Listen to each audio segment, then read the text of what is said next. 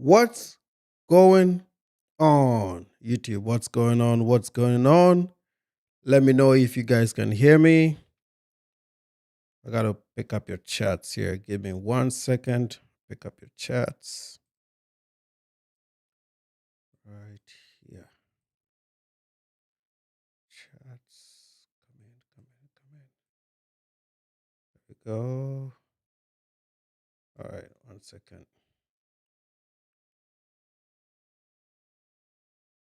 1 second.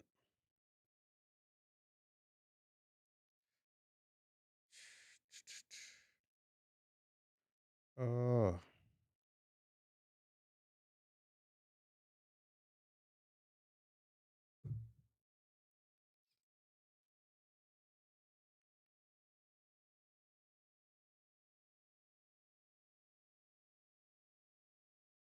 Okay, you guys are coming in. I can see you now.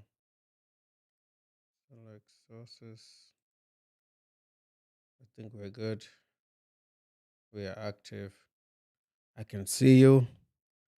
Screen number 2.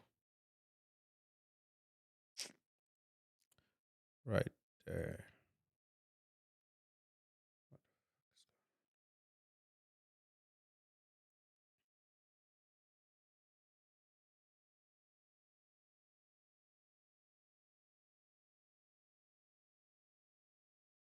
There we go. We're good. All good. All right. Let me know. I'm going to do a test chat here to see if it comes in. There we go. And welcome to the show. Let me know. Let me know in the chat if you guys are clear, if you're good. Okay, I can see that you're good. Salute to you all. All right. All right. All right. All right. I saw a video. I'm going to start with this one. I saw a video from a Jamaican. I think she's Jamaican or someone from the Caribbean. Did this video about Flacco and O'Shea. And it feels like I may have spoken way too early on Flacco without knowing who he is. 1, 2, 3, 4, 5, 6, 7, 8. Start 9. 1, 2, 3, 4, 5, 6, 7, 8, and 9. Right here. All right. So remember when I called? So she's been doing a lot of videos on Flacco and O'Shea for some reason. I'm gonna get to that video real quick because I don't really have a lot of time. Quick announcement. My midweek streams are gonna slow down because school started today for my son. My daughter is next week. So I'm gonna let the school week start out so that I can see what it does to my schedule. And then I'll readjust. But the weekends are safe, so the Sunday stream is still gonna be going on. And we're gonna be down to 2 streams a week. So it's gonna be one midweek, one weekend day, unless something breaking happens or something emergency happens. But we're gonna stick to a 2 stream schedule, unfortunately, until we get really like into the school year, and then I can figure out what works. It is what it is, man. It's that time of the year. We had a good time over the summer, right? But kids are back at school. I got to do what I got to do. All right, let's get into this video. Called out Poetic Flacco for kissing up to Myron Gaines? Well, I just found another video of Flacco doing the exact same thing. Except for this time, he was being overly friendly with a white guy who openly uses the N-word. But shout out to Point and Shoot because he did an amazing job putting together these clips of Poetic. Check this out. I want to talk to you guys about Poetic Minyango Frederick Jala. Jala is my real name. Because he's completely out of control. Wait till you see these clips. You're not going to believe. So Jala has had this uprise, as many of you already know. And he's reinvented himself as this anti-racist, pro-black, anti-white supremacist guy. He is a white dude. You know, I come on his app and I cook white supremacists. I speak on white supremacists. I really didn't know this about him, so I was very kind of surprised. Well, I wasn't really surprised because he lives in North Dakota, and typically if you live in North Dakota, you're mostly gonna be conservative. Most of them are conservative. So I think he's putting this on just for a black audience. It's just about money for him. I don't think he cares about black people like that. Which is like, this is one thing you're never gonna get from me on YouTube. I'm not gonna be like, the positions that I take today are firm. They're not gonna change. I'm not gonna come here tomorrow and be doing Kamala Harris pro-black videos or Umar Johnson videos. I'm exactly what I am today, tomorrow, and forever. If you're over there sitting out there thinking that something is gonna change as far as me, especially if it comes to the fact that maybe I'm getting views or I'm getting attention, then I switch up. And this is what the Tariqs have been calling cosplaying, tethering. This is where it comes from. You got to stand firm. You have to be a nana. You got to say, hey, this is what I stand for, even if it's not popular. This is me. This is what you get. It is what it is, man. Take it or leave it. Subscribe or unsubscribe. I don't give an F. That is it. It is what it is, man. But knowing this about him, really, I come to his defense because he was fighting O'Shea and he's African. I tend to defend my people regardless, right? But I also want to keep it honest when I find things like this about people. It really surprised. Well, I was shocked to hear that about him, but I must say that the few videos I watched today about Flacco was not impressive, and I'm like, you are part of the problem. Like with diaspora wars in full gear, you got to pick a side. You can't be fighting these people's battles, man. They got enough channels to do it. And if this is all a money play and you're just trying to make money, I mean, I'm looking at his body language and I'm like, this guy doesn't even believe what he's saying, man. Come on, bro. Where do you stand, man? Supremacy. I cook them. I cook the racist white dudes. I've been covering Jala for many years, and this is not the Jala that I know. Frederick Jala is He my paid real name. $2,500 for This is the a box. different Jala. It's a totally different Jala. Before the Jala I know is an openly racist bigot, and everyone knew he was open about it. Some blue, purple, wide nose, pink lip nigga was us scamming them good white folks, my nigga. Fuck that nigga, man. And the first clip that I want to show you is Trap Lore Ross. You know Trap Lore Ross, the British YouTuber, true crime guy. He likes to cover a lot of murder and stuff like that. He told Jala to his face that he didn't feel comfortable making content with him as a collaborator because Jala was so racist. Some people said I shouldn't meet up with you. Why? And I think the reason is, I think some of the opinions that people get onto you about, I don't know the best way to phrase it, sensitively, people say you hate black people. Yes. Is what they're saying, Yes. right? Or that you're self-hating or whatever. Yeah. I think people that said the same shit to me were like worried that if I'm sat down with you, you're going to kind of put things across to me in a certain way that is going to... I know this guy, Trap Lore guy. I've watched a few of his videos, British guy. For people to say he the white dude shouldn't do videos with Flacco would mean that Flacco was probably even the extreme of me, right? So why the sudden U-turn? What changed? Is it just the money? Do these people have any principles that they stand on? Are these behaviors contributing to what black folks are saying about black immigrants? Because come on, you got to pick a lane, bro. If you don't like them, you might as well not take their money. If you say, hey, these are my positions, I don't have pro-black positions. Okay, I don't have it. Never have. All my life, I never have. You will not find any clip of me anywhere holding pro-black positions. I'm pro-human. I hate stupid people. And sometimes stupid people come in the form of black people. Most of the time, they come in the form of black people. Okay, so they find themselves in that category. You're never going to find a video of me 10 years from now, 10 years ago, showing different positions. I think I may have softened my views a little bit. I used to even be more conservative beyond what you Americans would call conservatism. I'm like way to the extreme ends of things, but in a more intellectual way. Like the things that I strongly believe in, like homosexuality and those things, it's only due to my religious beliefs. So those things, those positions never change. It's not going to go anywhere. Even in corporate America, I don't take these gay tolerance classes, these diversity classes. I'm not in favor of any diversity programs. I'm never a part of it because it's not compulsory. As long as I'm not forced to take it, I don't take it. I don't want to soften my positions when it comes to certain things. I believe what I believe. But for him to do this, and I watched this guy that did the real video, and he says Flacco made these changes over the last 4 months. So it's like, what happened? Like, have people all of a sudden forgotten? Or is he just taking advantage of black people because they seem to be his audience, right? Which reminds me of what Oshay is today, right? It's the same, they're competing for the same group of audience. So you gotta, like, with black folks, you gotta be nice to them, right? You gotta be really, really nice to them for them to patronize your product, right? So of course it's capitalism suicide for these people to hold positions the way I do. Like, I just call it down the middle, man. If you're full of shit, you're full of shit. I don't care. And I don't care for your money.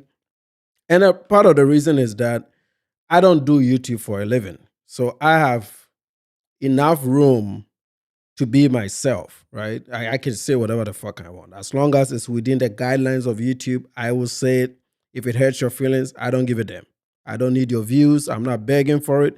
You're not doing me any favors whatsoever. I say whatever the fuck I want. And I want to keep it this way. I'm never going to change for algorithms to please and entice people. You're never going to get that out of me. That's not what this is about. So when you come here, be ready to hear things that you may not like. But let's keep going. Make me look bad. Now, let's be real. Some of the stuff you've said, I don't really agree with personally. But like, we got a different viewpoint. We can have a debate. So this is what he was literally. I mean, this was his reputation, was being the racist guy, and he also would lie constantly. And he prays that every gang member dies like that. Now, I don't support that. Like me personally saying, I don't wish death on nobody, right? Saying that all gang members should die, to me, that's some foul shit. But let's just talk about like the. I wish nothing but death on a nigga like a Future. Fuck that. I wish death on Future. Talking about is not an issue. Okay, that is too extreme. Like, even as crazy as I get, I don't think I get to the point of wishing. I think people that do gang stuff are animals. Like, that's how I consider them. But that is a different turf, different territory. It's a side of Black America that I don't like, so I also don't talk about it. If I don't like something, I will not talk about it. I have no respect for those dudes. They are living in one part of town. I'm living in one part of town. Our worlds will never unite, so therefore I don't care what they do, because the stuff they do impacts their community. It doesn't impact Black immigrants. It doesn't impact me. So I don't care what gangbangers are doing to themselves and their community and their society. Whoever they are killing is their own people. What say do I have? I don't support that they're doing that, but I don't wish death on them, because that is their culture, that is their community. The hell with it. I don't give a fuck. I don't care about it. This is why you never come here and hear me talk about gang activity and gang stuff. I don't respect it, man. It's not something that I think about. Normal people don't think in that light. So but I think what Flacco is saying is a little bit too extreme for my liking. And for some reason, these folks have all forgotten about it. That's interesting. But it's where I go beyond of I wish death. Well, maybe just don't do that. Every time I turned around, he was lying again about something, and it was always a grift. Like, it's exhilarating for him to run these grifts and these lies.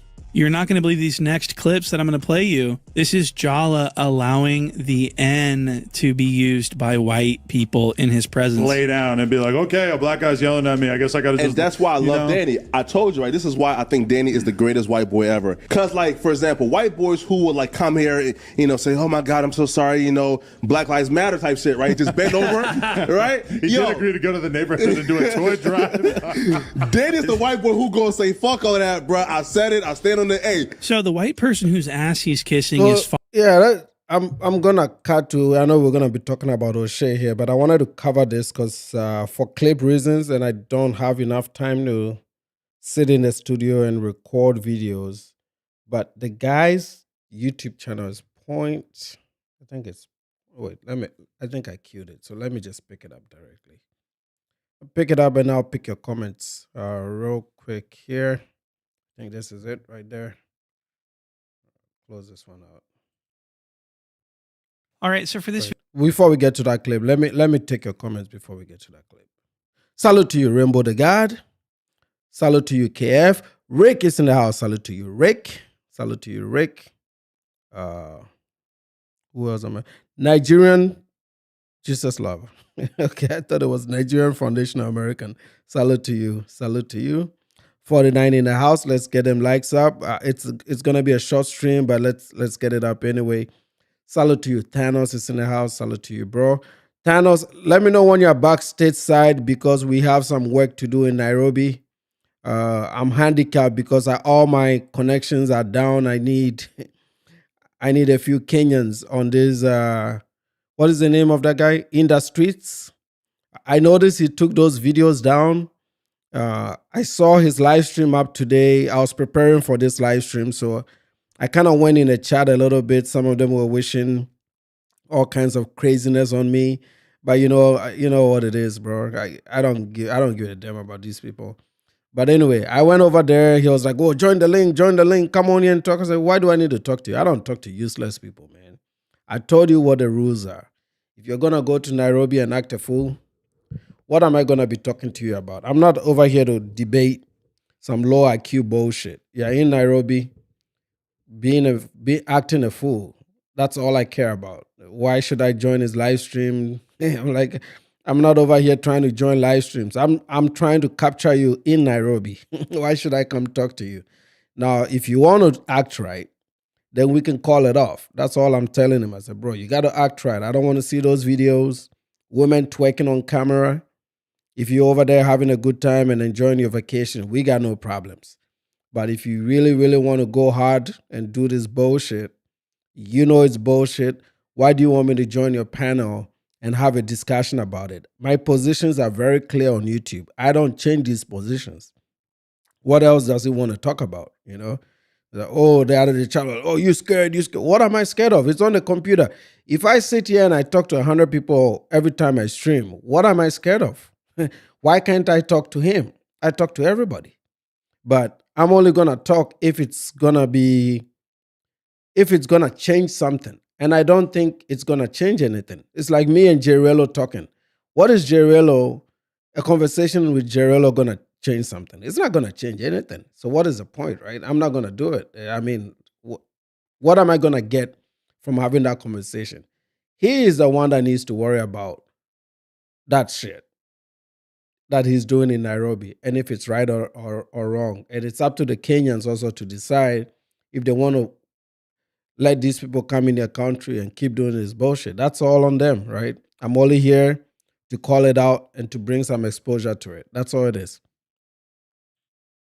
Video, I want to talk to you guys about this beef that's heating up between Musty Minyango Tokpa Frederick Jolly is my real name. And the mayor Munchie B from Englewood Family Blood Gang. The question.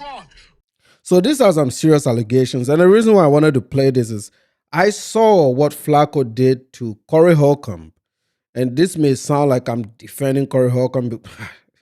Like, I lost all kinds of respect for that dude, man. And I noticed he's starting to join the diaspora wars. I'm like, yeah, you guys you're not creative. Everybody's going to something that is easy, right? Because you guys think the Haitians, the Caribbean guys, the Africans are easy pickings, so you're doing the worst. So all these people that were supposed to be comedians, creatives, they're all moving into these diaspora wars because that is where the viewership is and that's where the money is. It's easy money to mock the Africans. Go ahead, right? Well, we're going to mock you too. On our end, we're going to mock you too, right? And nobody on that side should come here and say, oh, why are you guys doing this? Well, what else do we have to do? Sit down and just watch you guys disrespect us and not say anything back? No, same behaviors, man. You hit us, we hit you. It is what it is. But there are some allegations here that I don't like, you know, considering how hard he went on this Corey Holcomb issue when it came to this pedo stuff, and he's being accused of doing some pedo stuff. So let's see. And I kind of believe this guy, you know, I believe this FBA guy due to how Flacco responded to this. But again, bro, Hey, you about to look stupid. You know they clipping this, right? And this beef has reached a level the likes of which we have never seen. I mean, we've seen them go back and forth already. Munchie B was the one who broke the original story about Jala tricking and jawing across this nation. He paid $2,500 for the box. Paying for women and stuff to perform onto him. Yeah, he's paying $2,500 to sleep with women. You know, man, a dude looks like he needs some gym, bro. Like when he's filming like this, I didn't know how badly out of shape this motherfucker was, man. Like I said, there are some things as a man you can control, and your weight is one of those things, man. Just hit the gym, bro. You know, this is how I differentiate between people that want to work hard overall and people that just want to commentate and talk about things they will never do themselves. Get a gym membership. You're making good money. Get a personal trainer. Eat right. That's all you need to do, buddy. Man, I saw this dude packing up his stomach, man. I was like, what the fuck, bro? This is so wrong, beyond every level, you know? And I was like, I didn't expect that from an African, bro. But this is also what happens. If you're an African man and you deviate from the culture to be part of a different culture, this is what you become. You know, you become like them. That's what we've always been talking about. When you leave what has worked for your cultures, generation, and your people, generation after generation after generation, you come into North America and you try to align with something that we all know doesn't work. We know what black culture is today. We know it's not working. It's not working out in their marriages. That's why these men are flying all over the damn place.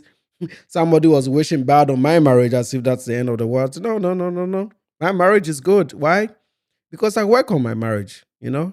I go to church on Sundays, general church. Then I go to church on Mondays for what we call Marriage Mondays. So every Monday we go to church to work on our marriage. That means we're very intentional about where we are and where we're going. This thing is not easy. Being married, raising children is at the height of a man's responsibility, which a lot of these people fail, and they will always fail at it because they are not hardworking people. The concept of hard work has not been taught to this generation of men. And the few people that have the platform to talk about it, they spend their energies talking about bullshit. And these people live on YouTube, so they don't learn anything. I went on this, what is his name? In the Streets with Keys chat room. Completely different audience from what we have over here. Just a bunch of grown-up kids. Like grown-up kids with no direction. Don't understand that they have to be responsible for shit. They don't even understand why we're protesting what Keys is doing in Kenya. They don't even understand that. I'm like, well, yeah, you're so far lost. This is why your shit is broken in America. If you had a hold of it, you wouldn't be hopping around the world being booted from countries. You saw that dude that got booted from Colombia, crying like a bitch. Yeah, they don't want you in their countries for the same reasons that we don't want you in Kenya. So if everybody else is seeing this problem and you don't see it, then the problem is your community. This is why I've always said they are the problem. Everywhere they go, they stink it up. And they don't seem to understand why nobody wants them. Nobody wants anybody that doesn't behave well enough. That's what it is. They don't behave well, nobody wants you. You want to be wanted, behave yourselves. It's up to you. You have to earn these stripes. They don't just come easily. You know, and this is where we are. But Flacco's problem is due to association. If he doesn't join the league, he doesn't conform to this bullshit, he'll be a much better off person. He'll take care of his health much better. He'll probably take care of his money better, won't be tricking it up. He'd be settled down. I mean, you're from a country of beautiful women, Liberia, bro. You can settle down and not act a degenerate like these fools. And no amount of money is going to change him because he's so far gone. And now he's joined the grift. He's doing the same thing, moving here, moving there, changing his political ideology just to make money. I've been rooting for him because I like when people are very successful. I don't like to make videos against guys that are doing things successfully. Capitalists are people that I like. And as far as his hustle, no problems, much respect. But his personality and the things that he's being accused of doing, got no respect for. Completely not African.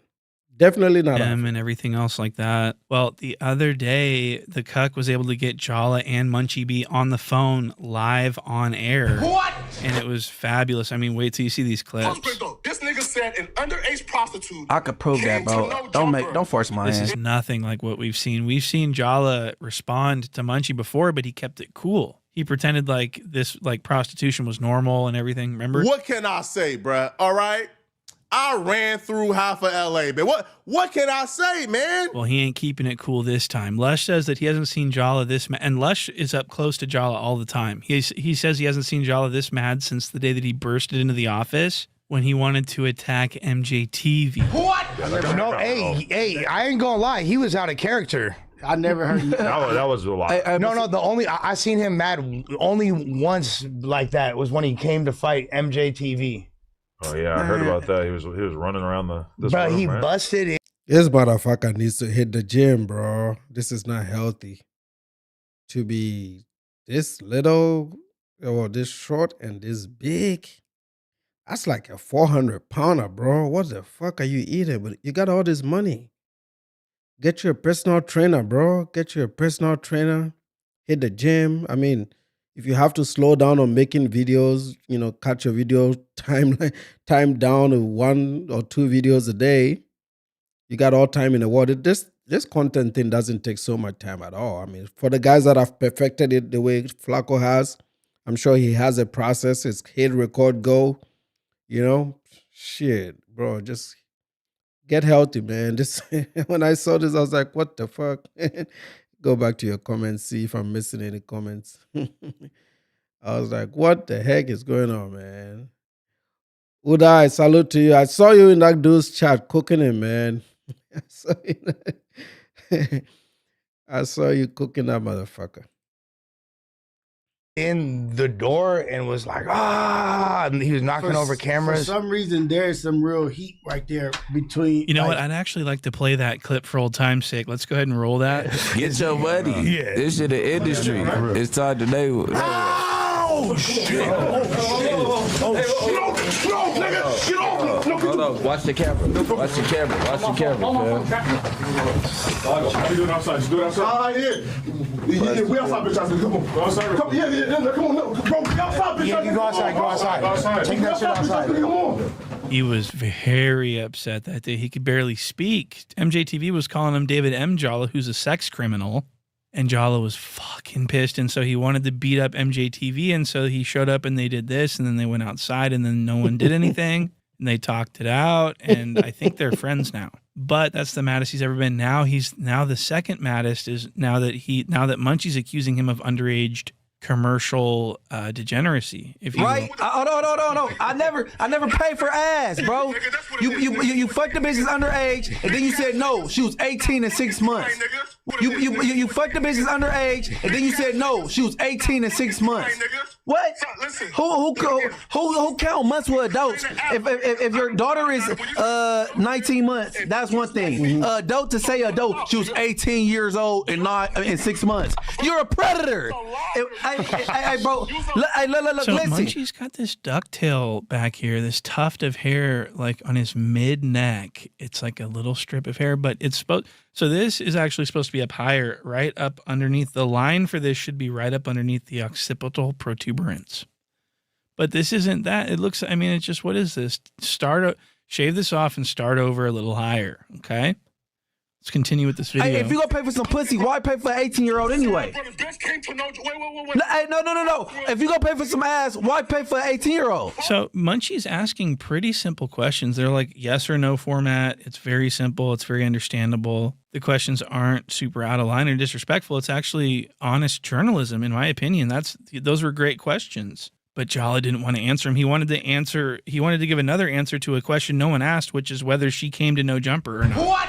That's what Jala's yelling about, and his stutter is so forcible. It's so like when Jala sounds like this, in between words, that's when we've got a Jala. That's the sign of a Jala right there, a very angry Jala. Why not 30? Answer that. Answer that. Man, it wasn't a lie, bro. I don't. Bro, even if the girl is 18, that's what I've said. You know, the guys that date borderline, this is why you don't mess with borderline. 18, 19, that's too close to borderline. That's like right there. The guy, if you're going to do 18, you do 17, you do 16. The guys that are not predators, don't have predatory things in them, they would typically date older, 25 and up, right? And those are very obvious. You don't need to check an ID if a woman is 25 years or older. That's just really pretty much obvious. Even just from conversation, you're going to know. But for Flacco to make all these videos about Corey Holcomb doing pedo stuff, now they're talking about Roland Martin's sex tapes, and these are not people that I like. I'm just saying, like, I'm just keeping it in the middle, right? If you're going to, and I'm not covering for him just because he's African. That doesn't, see, when it comes to pedo stuff, abuse, I'm not with the tribe when it comes to shit like that. I'm with morality first, okay? So fuck the tribe. You can't be this guy on YouTube talking about these things, and then there are these allegations about you, and this guy actually happens to know exactly who this girl is, and according to him, the girl was not even 18. She was going to be 18 in 6 months, but she was a pro. Just even messing with pros, right? We had this Abba and Preach stuff. We had the Anton Daniels issue. Oshay has a laundry list, which I'm about to get to. And then we have now Flacco. Is there any, 300 plus thousand creators in a black space that do things right? It's hard to come across, man. And that tells to how much moral degradation exists on YouTube. Sometimes that's why I don't call myself a YouTuber. I don't want to be friends with none of these dudes. They are all awkward as hell. I'm never going to form a pact with any of these fuckers. I'll never collaborate with them. I don't want to hear their opinions on anything. Because you can't develop your mind around the way these people think. And it feels like I saw on cases, then some of them were making comments about, who is this guy? Who is this guy? Who is this guy? Oh, we got money. I was like, man, you ain't got no fucking money, man. What are you talking about? You got money. It's broke sub-middle class people talking about, see, this perception that if you're African or black immigrants, for some reason that you don't have enough money. It's like, what the fuck? Or they look at your channel sizes to determine whether you have money or you don't. Like, what are you guys doing, man? Putting people on a pedestal just because of their views, and there's more to life than that. Once these things get shut off, I have a whole life that I deal with on a day-to-day basis, which is far more important than this. But this is also a calling. This is a mission. It's a goal that is set. Once we achieve our goals, well, I can hang it up and go my way, right? But we got work to do, especially in Kenya. I realize how deep the problem is in Kenya, that we may have to stay, something has to give, because if we don't, you saw on that Razor Race stream, somebody told them to come to Kenya. And also the guy that got booted from Colombia has Africa on the list with his map expansion. So these people are never going to improve. They're never going to change, And I'm like, who are you leaving your women for? Your culture is popping. Your culture is fly. Who are you leaving Shaniqua for? I don't want him. And I heard somebody in the comment section say, Kenyan men treat their women bad. Well, God created Kenyan women for Kenyan men. It's up to God to decide how they treat their women. Do you treat your woman any better? The last time I checked, if there's any group of men that treat women horribly, it's these motherfuckers. They are the only ones that went to war publicly with their women. These guys did. No other cultures have done that. These guys went to war publicly with their women. It's still going on, little low key, right? And they monetize off of it, shaming their women. And these same people have the guts to say that Kenyan men don't treat their women right. Okay, so Keys letting women twerk in Nairobi, that's treating a woman right? Like, why do you always talk about things that you don't know anything about? Things that you never do, you have no idea how it works, but yet you keep talking about these things. Kenyans have a higher marital rate than Black Americans, and that is fact. And that will never change. For the rest of their life, they will always have a higher marital rates than Black Americans. They will have a much lower homicide rates than Black Americans.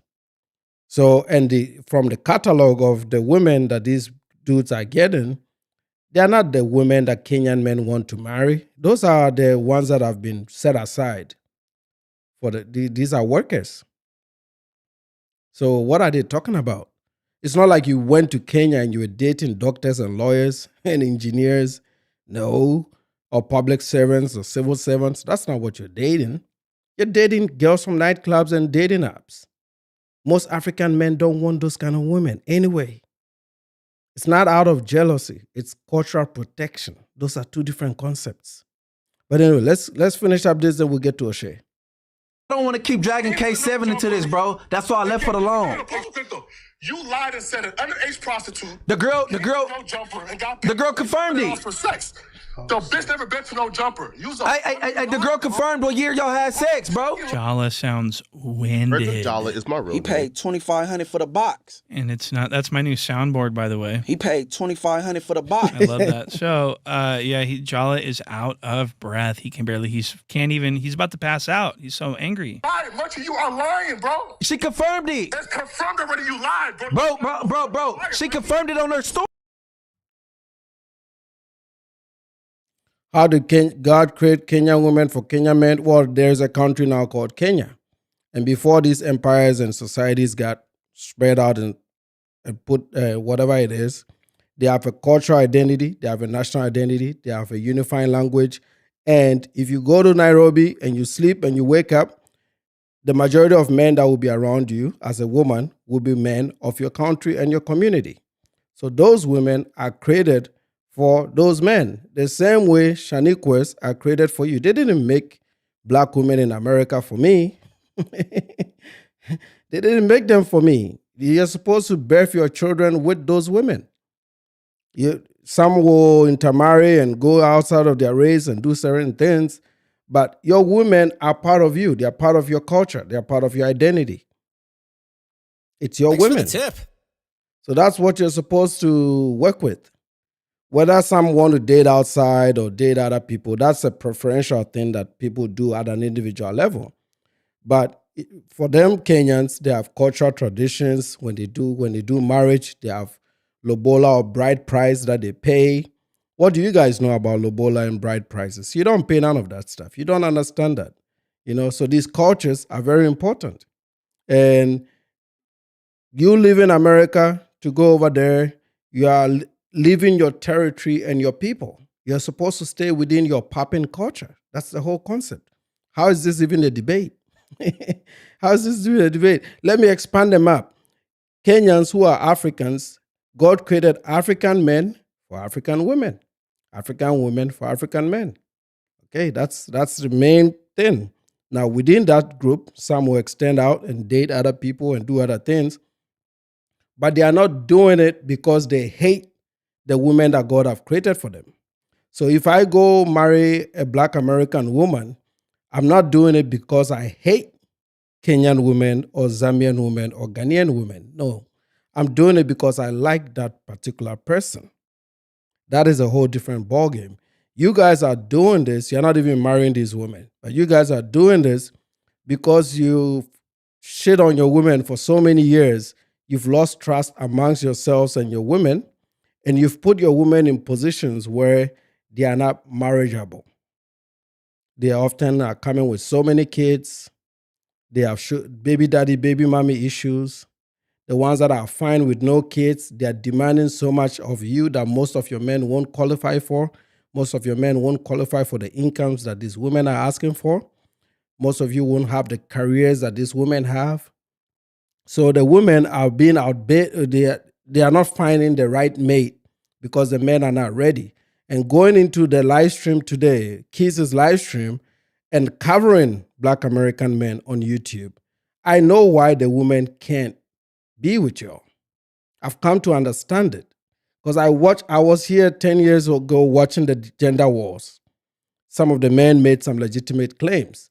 But I also came to understand that most of them were just not qualified. And now it's all playing out. This is why you're going to Africa for the lowest of the lowest. And I saw you guys do it in Colombia and in all these other places. Who is getting kicked out? How can you come from a country, a developed country, one of the most advanced, if not the most advanced country in the world, have one of the best passports in the world, that you can travel to any country, most countries, over 100 plus countries you can travel to.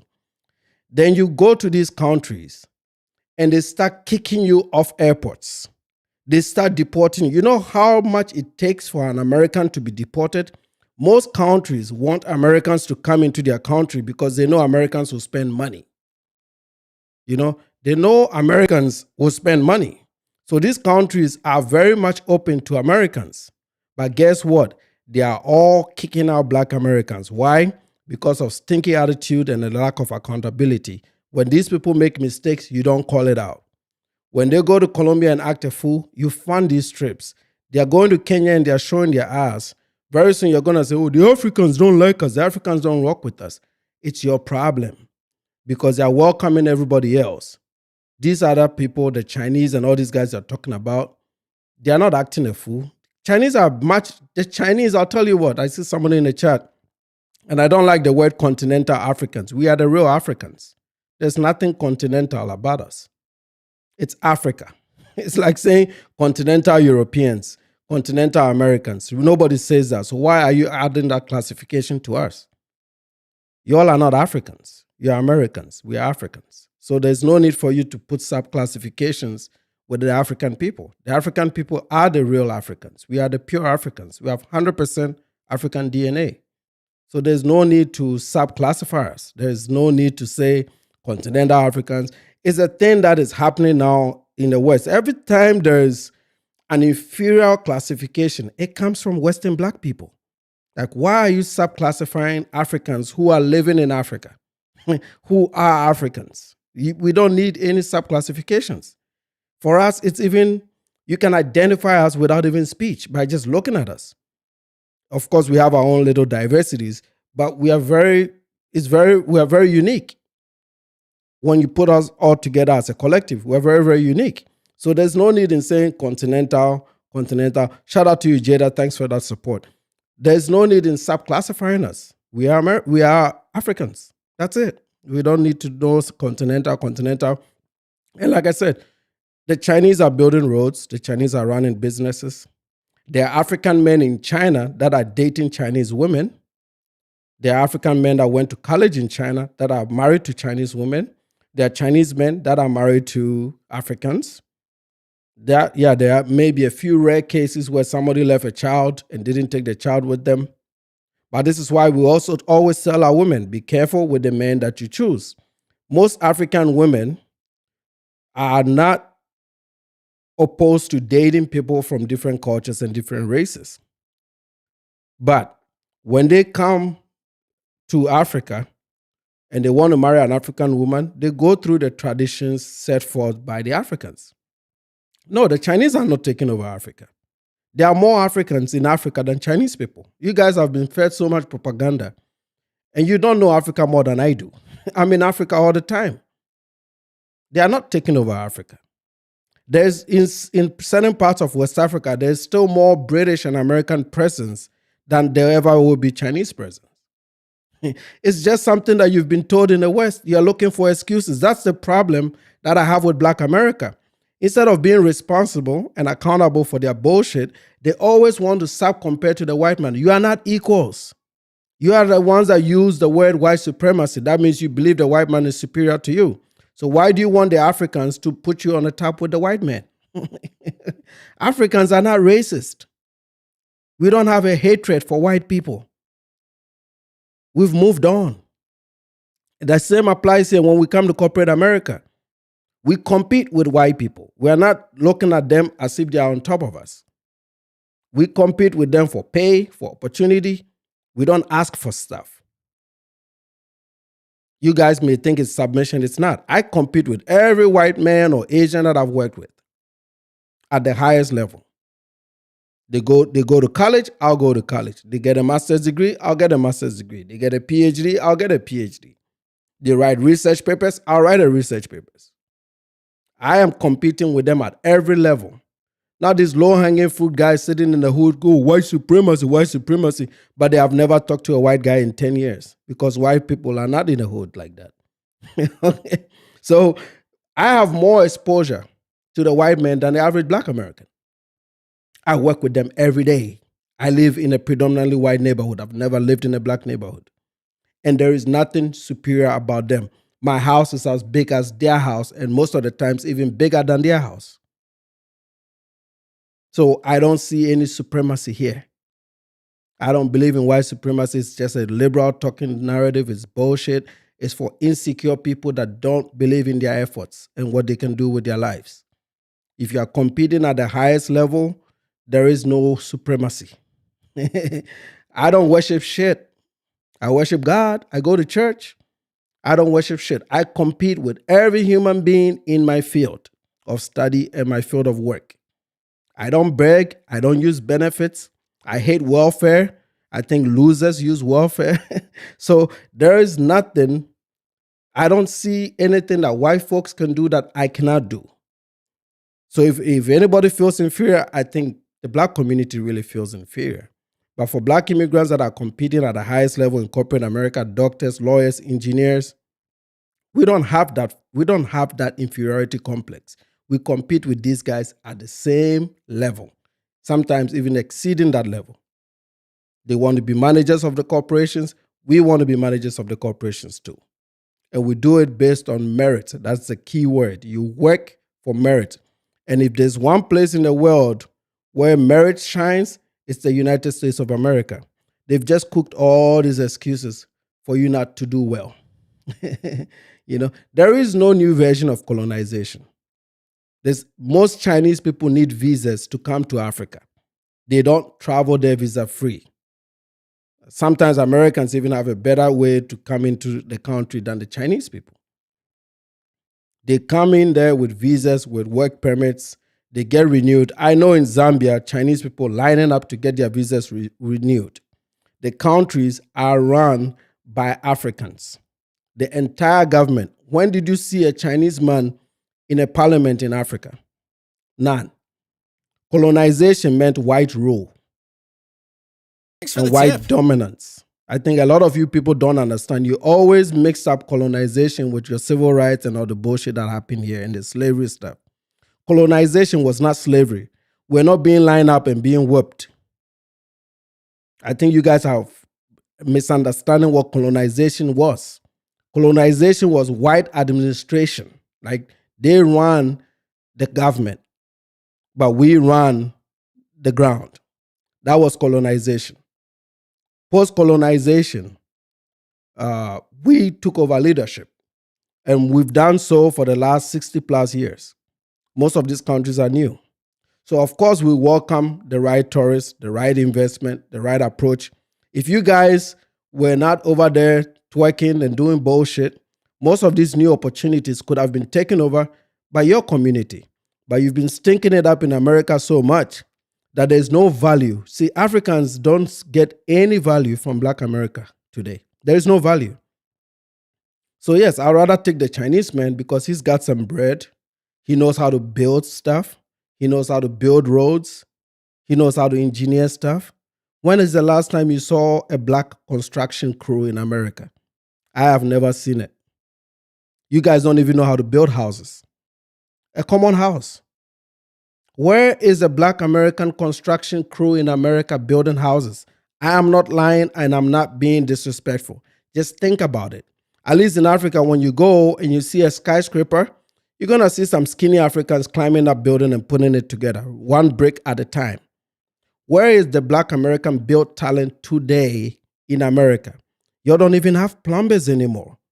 See, the old folks, the old black folks, this is why I like black men that are 60 plus. I have a lot of respect for those guys. But these ones, these new YNs that are walking around, no talent, no skill, You can build shit to save your lives.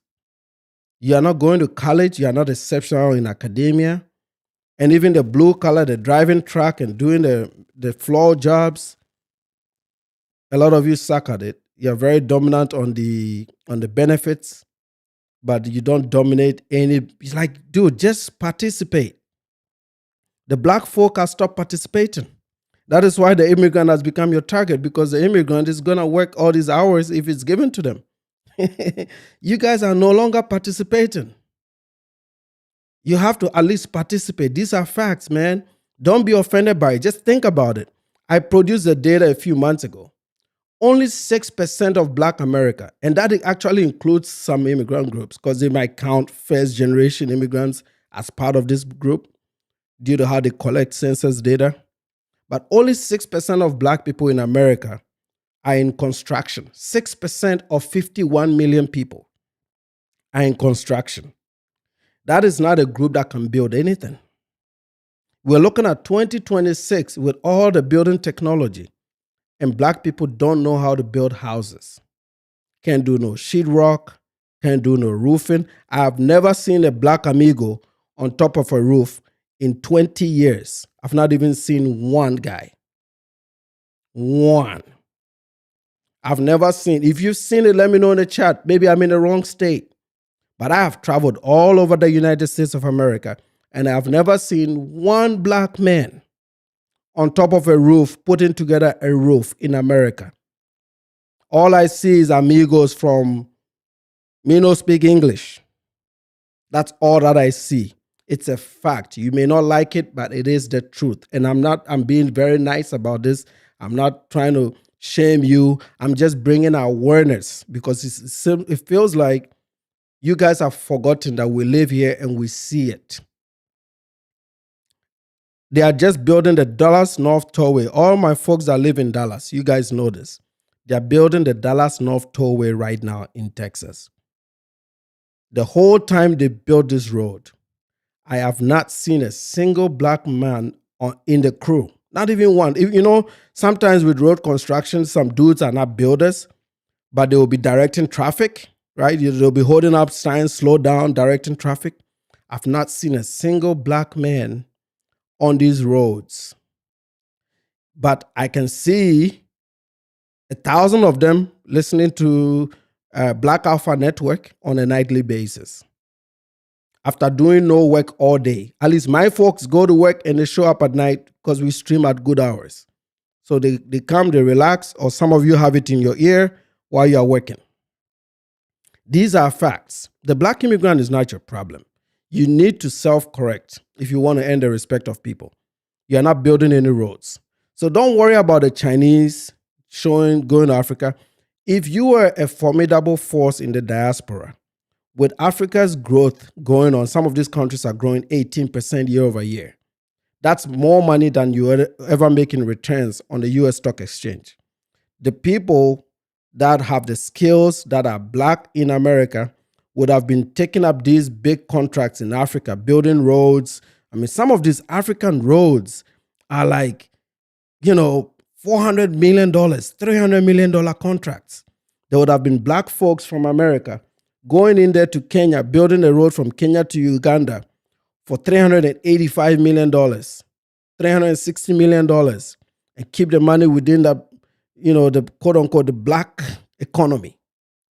But no, when Africa's opportunities are opening up in minerals, in mining, in heavy industry, most of the tycoons that are taking this up are the Dangotes and the African industrialists who've grown their wealth in Africa, and the Chinese and some Arabs and the Indians. Yet you're using that against the Africa. Oh, this Africa is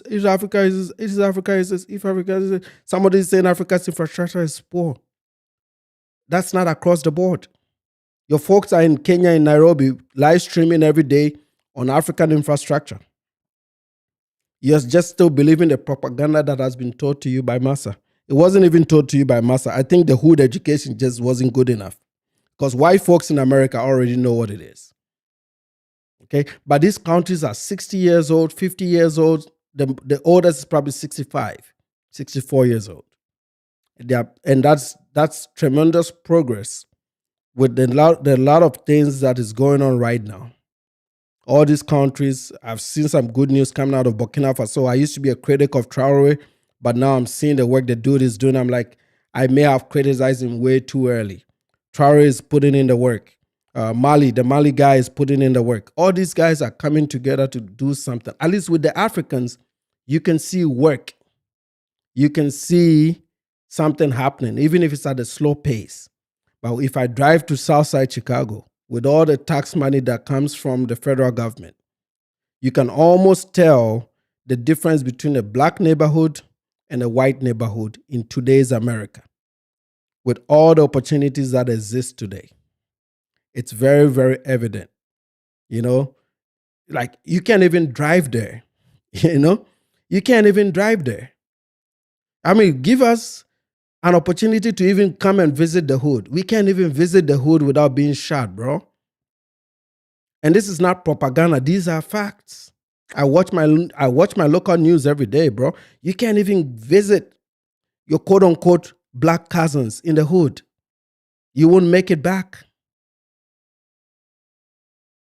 So before you talk all this big game, get your folks to start thinking right, acting right, clean up the crime, get your act together, start building some formidable skills for this generation, because a lot of you are about to get wiped out with what AI is doing. Most of you are not ready for the AI revolution. It's here, and a lot of you are about to lose jobs, man. We are almost encroaching 5% unemployment right now in America. And who is going to get hit the most? Black Americans are, whether you like it or not. So your numbers are going to look horrible. And then you don't have the entrepreneurial skill to build your own stuff. Everything is built around what white America has built. Remove the white man from America, this place will be nothing. And these are facts. Because like I said, until I see an interstate being built today, because this 1940 roads is not what we're using now, or a repair job being done, you can't be sitting here talking about we're doing this, white supremacy, this, white this. The white supremacy is in the action. They are building it and you're not. What Mexican supremacy is in the action. They are doing the work and you're not. Y'all are just chilling, smoking, talking, shooting drive-bys, listening to shitty music. That is what y'all are doing, bro.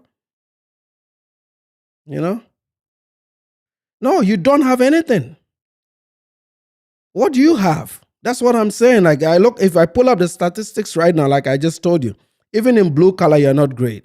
Don't get me with academia. Reading. Have you seen black people read in America? Like go watch some of the school videos and watch how your children are reading. There is nothing to be jealous of. Like I always say, you can train a monkey in America to outdo the average black American right now. You can bring a monkey from any of the places in Southeast Asia, from a monkey sanctuary, and you can train that monkey to read better than the average black American today. Using modern science, you can teach these monkeys to read better. This is why even immigrants with no paper can do better than the average black American. Immigrants with no papers, they have no papers, they have no permission to work. So that means they're being paid a cent on the dollar. And they still do better financially than the average black American. Because remember, the average black American will make about $45,000 a year. So these are real numbers. It may not sound good, but hey, the Bureau of Labor Statistics put up stats every day. And if there's one person, I studied math in college, but when this diaspora war started, I bookmarked the BLS data. So every month I go through the numbers and I've set up my data analytics GPT to summarize it in the lens of black people. So I only look at black statistics so that when I do my live streams, I know exactly what I'm talking about. I follow the trends. I look at how you're doing. There is nothing to envy. There's nothing to be ashamed of. If I wasn't doing well here and you made that assumptions, I'm like, oh yeah, maybe you got a point. But there's really nothing that Black America has that I want. Not your music, not your movies. I mean, the Brits, the Black Brits have proven that they are a more talented Black group than y'all. And with the black Brits, you can't tell them to go to Africa because they are also from an advanced country like you. So whenever they put you guys against them, it's night and day. This is why you feel very insulted when the black Brits join these debates. Because, I saw Afro Think Tank crying about our friend in England making some videos about FBAs because they're all sensitive like that. The whole black world is starting to see the animals that most black Americans have become today. It's the internet, the TikToks, the way they speak, the way they conduct themselves. Everybody is seeing it. In the 90s, most people were sympathetic to black causes. Most people were rooting. Even I was rooting for the blacks, right? All of us were rooting for black folks. Some of us even jumped on hip hop music because we saw a group of blacks doing some wins and fighting back for themselves. And then a few years in, they started feeling themselves, and then they went off track. And most of Africa started saying, what's wrong with these people? You got all this opportunity. The white man has made it so good for you. Just go to work, man. Just go. Yeah, 2.23 trillion spending power is spending. It's not saving power. It's spending power. That's what the blacks do. They buy Jordans with money. They don't understand investment and savings. I saw Austin Holloman talking about the Klarna card. He doesn't know that those numbers that he's mentioning is 35% APR. That's horrible financial advice because the black man is not at home to teach their children how to balance money or how to learn about money. So Austin Holloman is saying he needs to make more videos about Klarna to give black people financial education because Klarna is $45 a month. That's crazy fees. My credit cards are zero fees, zero for 18 months. Sometimes zero for 24 months. The banks are begging me to take these cards at zero APR, same lounge access that he has, and zero APR when he's telling his folks that you pay $45 a month to be part of the membership. That's over $500 a year in fees that he's paying on a Klarna card. And then on top of that, if you finance for 12 months, it's 35% APR. That's what keeps you poor. Okay? So you guys need to start with some financial education. Spending power is for losers. A big chunk of that spending power is free money. Okay? They are your benefit pro max. So that is all included in the spending power. Most of that money buys junk. The black person in America makes the worst financial decision of any racial group. You have the least money in retirement savings. Africa is not poor. Africa is not, your folks are running around Africa like idiots right now, making a fool out of themselves. Okay? So no, see, you all need to start getting serious. You're really being left behind, and it's sad, bro. Thanks for the tip. Let me read your supers. I'm being too much. Jedi is saying the FBI are trying to do Africans what the white men do to them. When they should be trying to contend Tucker Carlson's third party. See, I think they've lost politically. And the more this diaspora wars goes, see, I can do a lot of good in the black community, right? I didn't come to America to denigrate black people or to say certain things about black people. I don't take any joy in doing this. There's a lot, bro. I can sit here and teach a whole career course on YouTube and convert about 4 to 5 people every year into 6-figure earnings easily. Teaching skills that are very, very necessary in today's generation. I can teach some of you to be AI engineers. I can teach some of you to be SAP engineers. I can teach some of you data science and data analytics on live streams. But why should I do it when the guys that are supposed to receive it are not even serious? Whether you do it paid or you do it free. In my case, I do all my stuff free. They're not going to pick up on it because they can't read the room. They don't understand this.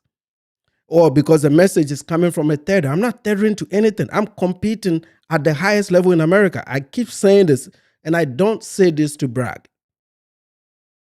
I'm right at the top of the Fortune 500 list in corporate America, right at the top. So I'm not working for some company that is ranked 500. I'm right there at the top.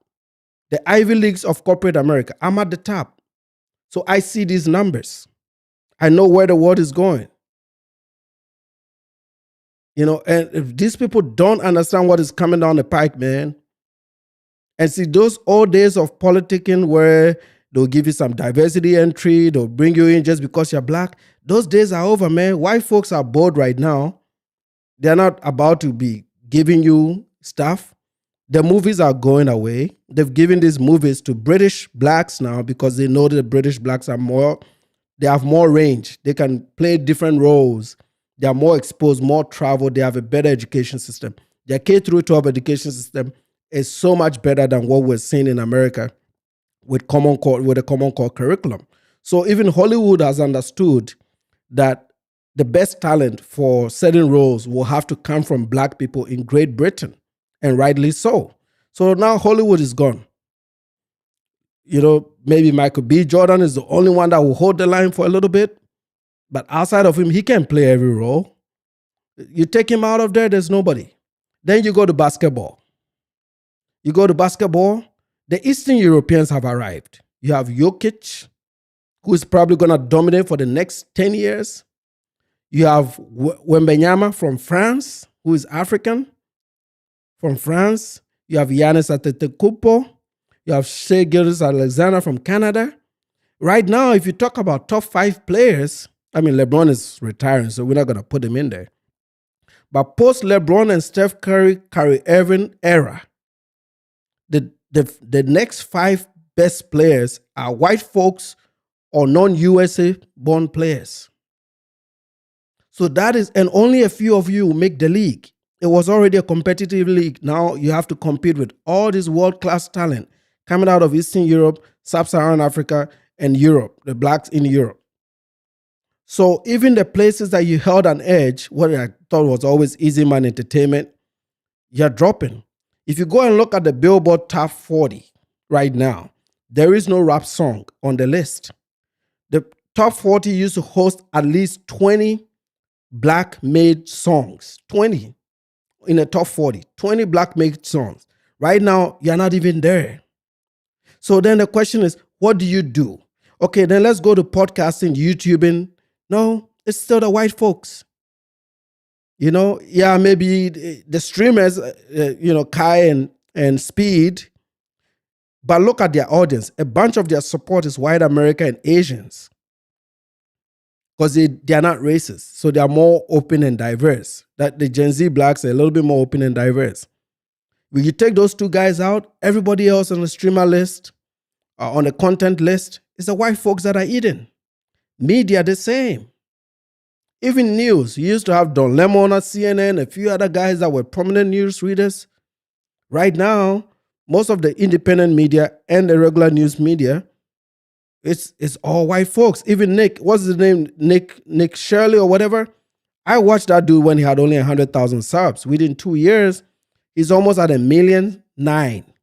That guy has surpassed Anton Daniels in less the time. It's taken Anton Daniels 12 years to get to 1.5 million. It took Nick Shirley 2 years on YouTube to get 1.9 million. And he's pulling millions of views every time he makes a video. So your power is diminishing and you're wasting all your time on the internet. You're not recalibrating. Then when we get down to family, which is, I say, is the foundation of any society, family is something that has been gone since the 70s, since the welfare state got introduced. The same spending power that you're talking about is what has destroyed and dissipated your community.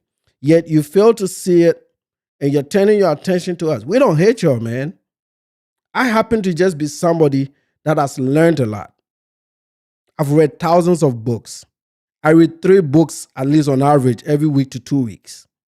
I educate myself. I don't chat GPT shit. I really read. I love reading. My kids love reading. I've instilled reading in my children. I teach a lot of stuff. I've taught college students in the past. So these things really, really worry me because nobody comes here rooting against you guys. But you've put us in a position to call these things out, because if we don't, nobody else will. Because see, the guys that create content, they cannot say it. If they say it, people are going to unsubscribe. So they are scared to say it. Well, I'll say it because I don't care about your subscription. I have a regular job. Or it's not regular. I have a career. This is why I don't do this every night. I don't have the time. I have a family. I have kids to raise. So, when I have the time, I'll come here. I'll say my words. But consumer spending is a bad trait. Don't go anywhere and say we have this spending power. That's not good. Over 50% of that money is government programs. I looked at the data as to where that money came from. A lot of that is government spending. Most of that spending power has been laid off the federal government. Trump sent all those women home. Most of the black women lost their jobs. Over 500,000 of them lost their jobs earlier last year. And they failed to get into the private sector. Okay? So that spending power is probably not what it is today. Okay? And that is only possible because the US government has a progressive tax system. All of us that are working, including black immigrants, including us in corporate America that have the big checks, the big roles, all our taxes I pay between me and my wife, me alone, probably $90,000. Between me and my wife, we probably pay about $110,000, $115,000 every year in federal taxes alone. All that money goes to a Shaniqua with 5 to 10 kids that is not productive in America. In terms of racial groups, the least productive group is the black folk in America. Has been like that for over 60 years. So don't worry about what is happening in Africa. You are in the number one country in the world. You have no excuses. You got no excuses. You got no excuses. At least the Africans admit they are not capable in certain things. That's why they are inviting the Chinese in. They are inviting the Europeans. They are inviting the people with the talent. And if Industries with Keys had talent, he wouldn't be over there evangelizing his waste to the Africans. He would be doing something more productive with his time. But what do your people do? You fund trips like that to Africa. Let me take salute to you, Ethan Abroad. Ethan Abroad is saying low to the Klarna credit card is crazy. Yes, he's telling the people that they should go and get Klarna cards. Pay. That's $500 a year to hold that card. Why? And then if he financed an air ticket for $800, and he said, oh, the interest is only $100 and something. Yeah, he's paying almost 35% in APR. And he doesn't see anything wrong with that. See, these things are designed for poor people, so it's only gonna keep you poor. Whereas when I was watching that Austin Holloman video, I had like probably 6 credit cards in my wallet, and most of them are 0% APR. The ones that are not 0% APR, I just leave them alone. I don't ever use them. And somebody's gonna call me by November and ask me to take another credit card for 2 years, no interest. So I'm not paying interest on my credit cards. And I have access to the lounges and everything, and even sometimes miles. I travel for free for the most part. Yet my counterpart is paying this money just because he doesn't understand how money works. He doesn't even know he's paying 35% APR. That's ridiculous. Anyway, let's get to Oshay because you guys got me going. I think I missed somebody's super here. I read Ethan's. Let me go. I did miss somebody. I think it was Jada. This is it. Jada is saying, oh, the FBA, you got a little bit of typo here. The FBA will get a rude awakening after the midterms when blacks wake up and realize, where did it go? And realize that minority group is run and represented by people who are not FBA nor African. Yeah. I mean, politically they are toast. The Latinos now have a bigger political footing than them, right? They are politically toast. So these free programs, these these free programs and things they used to get, see, I was never supportive of free stuff anyway. I always thought that is what destroyed them. If they open the markets, I think black folks will excel much better if they really have to go out there and get it. But when you become so dependent on welfare, it's like a drug. It's very, very hard to get out of it. Somebody was in my comment on the main channel today, and they brought up this welfare thing, and I responded to him and said, there's no point in my 20 years that I've seen somebody on welfare do better at life after they got off welfare. Everyone that I noticed that did some welfare stuff, they're not doing too well. They're not doing too well. Now, let's get to the topic of today. All right, and then, 1 hour, 18 minutes. Let's do about 10 minutes of that. Let's get to the topic of today. So, Africa has an Oshay Duke Jackson problem. And you might say, well, no, that's crazy, right? That's crazy. You got some development issues. You got some poverty issues. You got some real serious things you need to do. But how is one person a problem? And I wrote down a few things, all right? Because right now he's in East Africa, precisely Kenya and Uganda.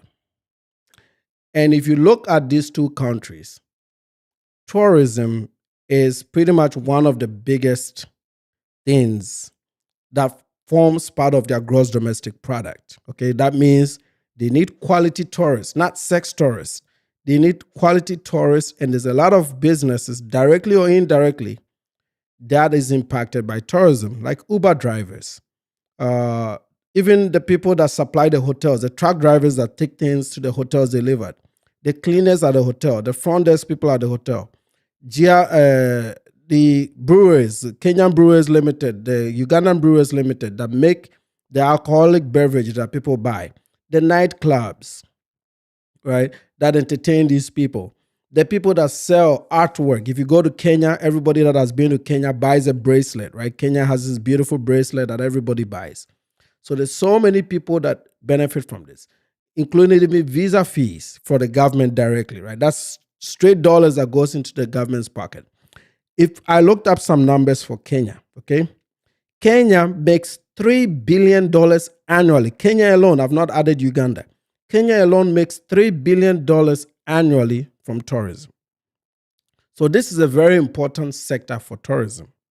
But because of Oshay Duke Jackson, we are not getting the quality tourists that are family friendly, that make people go there. Because through him, we got Jerry Rello. Through him, we got Austin Holloman.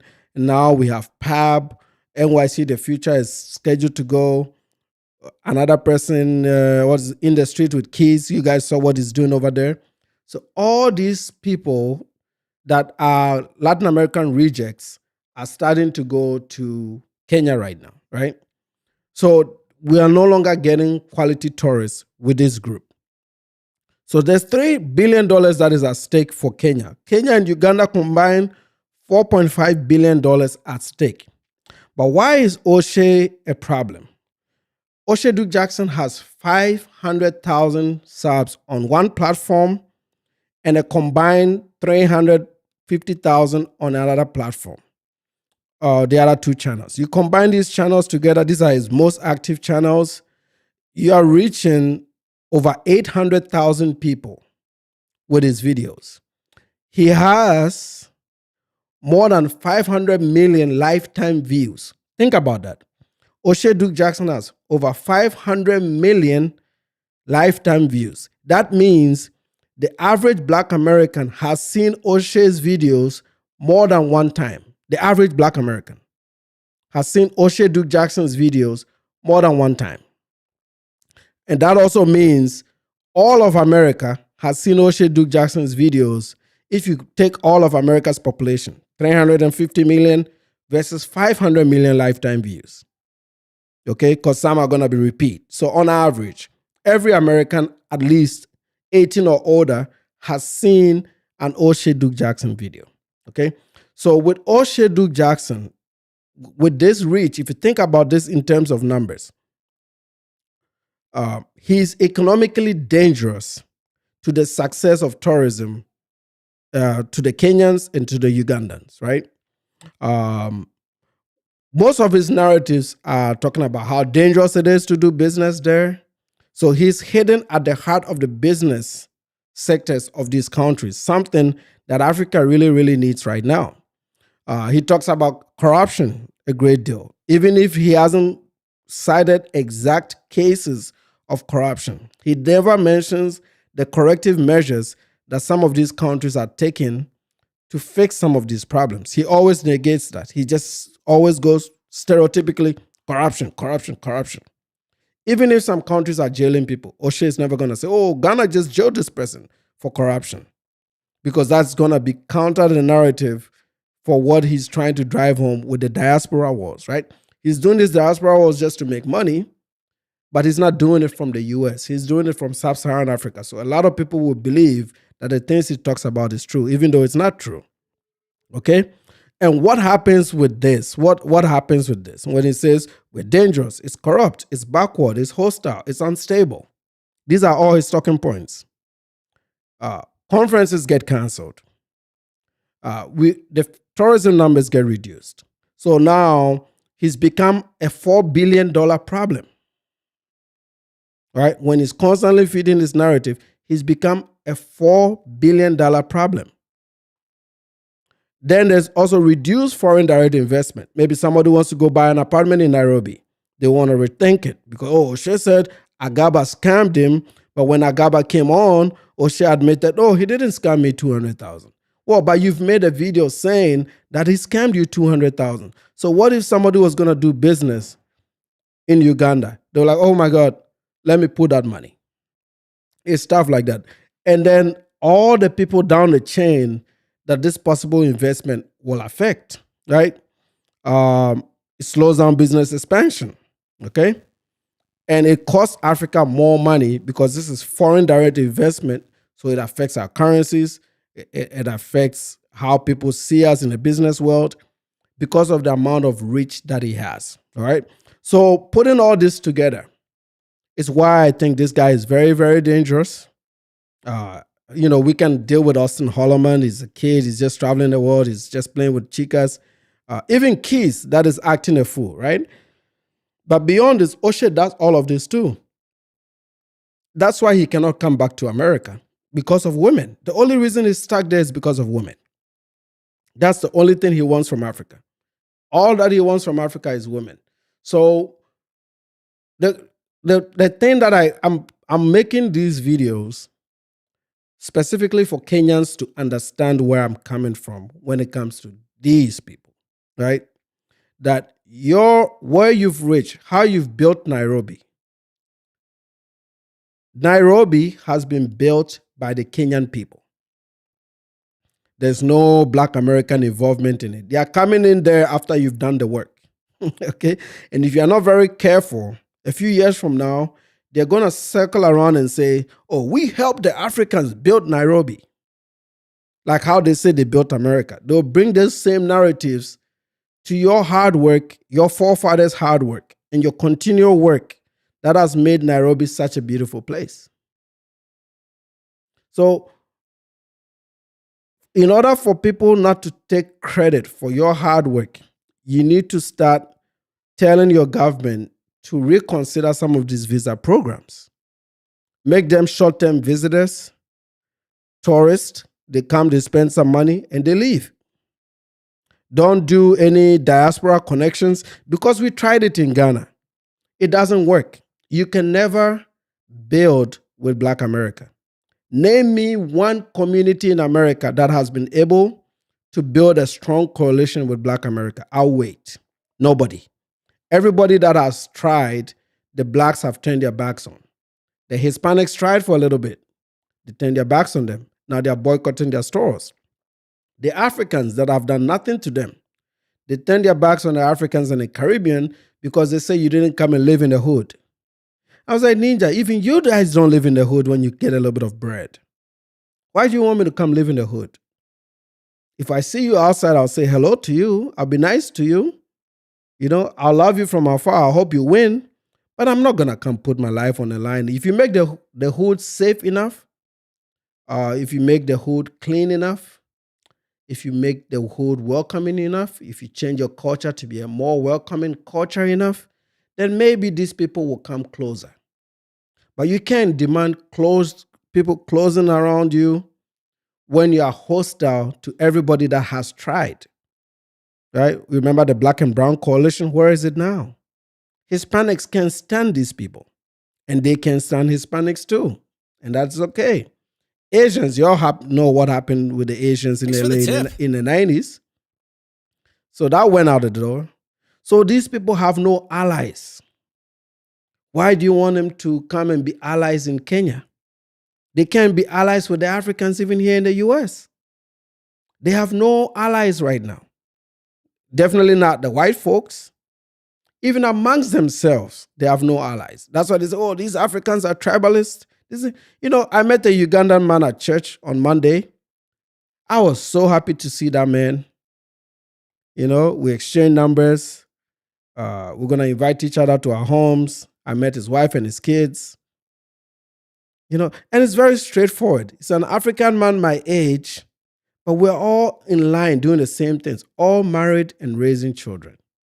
If I run into one of these dudes randomly, there's almost a 90% chance that they're not married. So then I can't align with people that are not doing the same things that I'm doing, or people that don't see the need and responsibility to raise their children the right way or to go to church. So I have a certain set of standards that I've set for myself, which doesn't conform with the way Black folks do things here. It's not hate. It's just that there is no compatibility. And this is what they need to understand with the diaspora wars. I don't think they hate Africans. And I don't think the Africans hate them.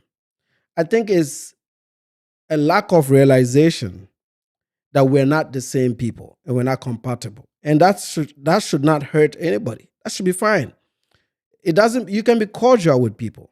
You can say hello to people. I'm a Christian. I'll say hello to you. But it doesn't mean I should invite you to my home or you should invite me to your home.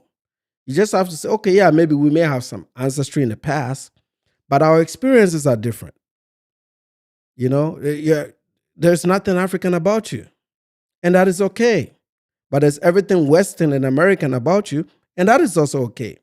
A lot of respect, no problems. Once we accept our differences, then I think we can relate better to each other. I know the solutions to this problem because I've lived in America longer and I understand both sides of the problem. I happen to take this stance because at the time, nobody was. So I needed to present to them our side of the pushback. And I picked this strategy and this approach because it's backed by psychology. It works. Sometimes it doesn't work all the time, but it's a very effective tool. The way you deal with bullies is to use the same tactics against them because they think that it hurts you. But the moment you return the favor, they start to think differently about it. And unfortunately, there's going to be a little bit of collateral damage, and that's okay.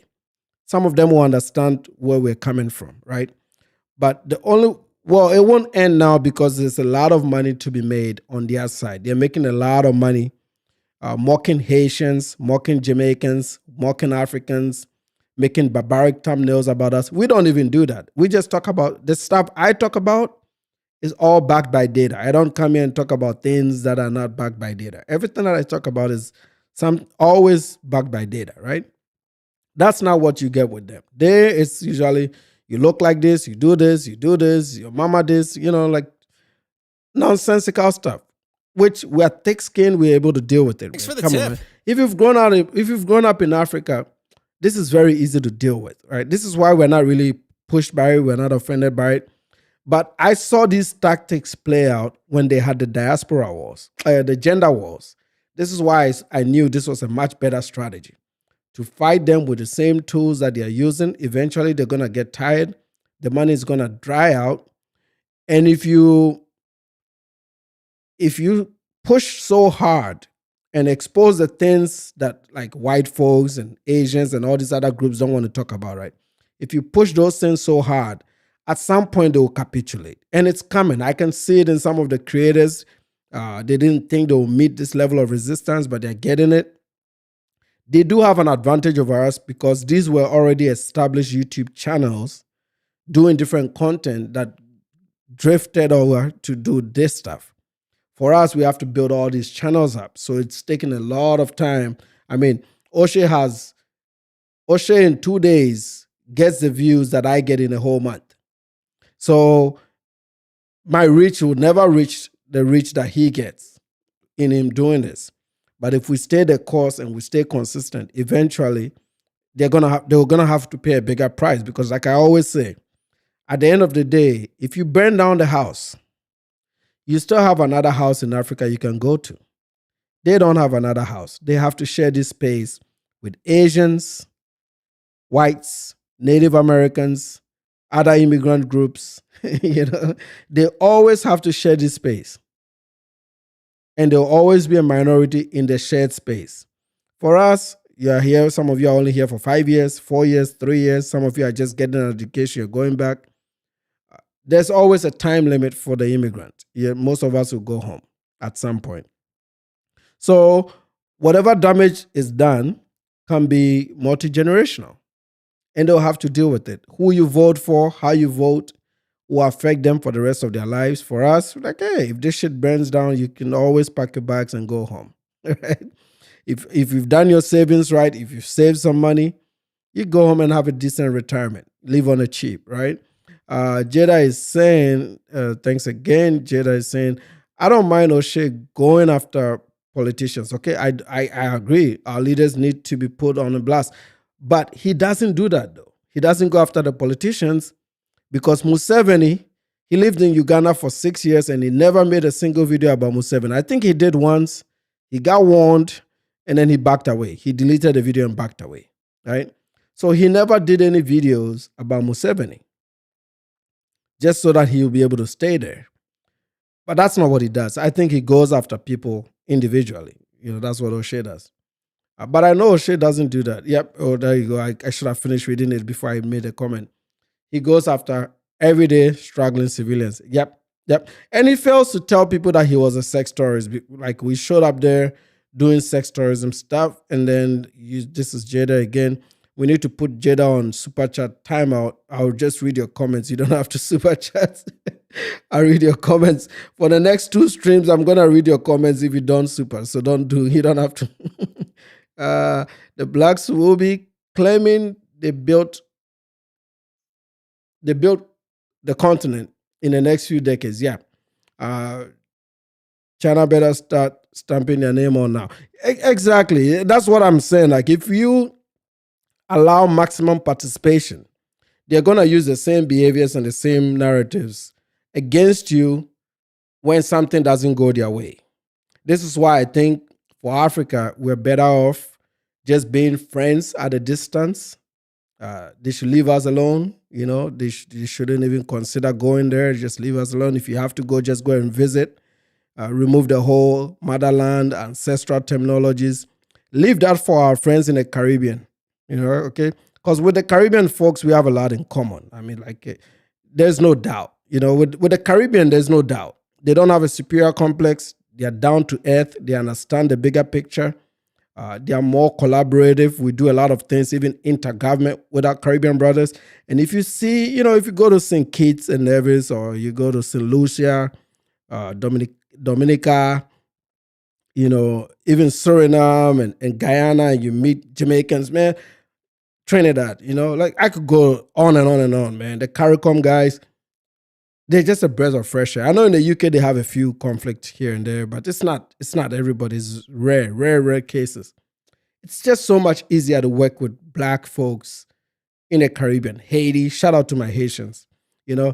It's just so much better. It's a breath of fresh air, right? So we can exclude these guys. We can exclude them. Some of them are okay. It's not everybody, but for the most part, I think unless they put together that traditional thing that most developing countries have, marriage, like in Jamaica, in St. Lucia, they take marriage and raising children more seriously. So there's a lot of things in common with them.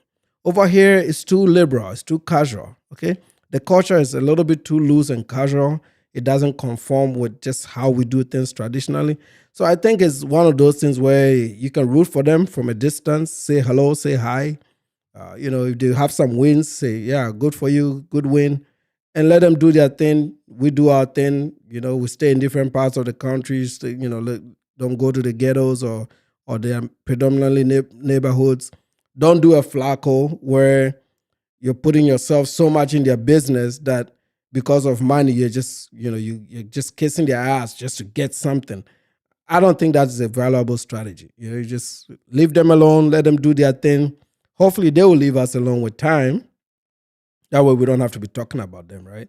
And then, they'll understand that we're, just as we already understood this, that we're all different people. It's not out of hate. It's just different cultures. We can't get along. It's okay.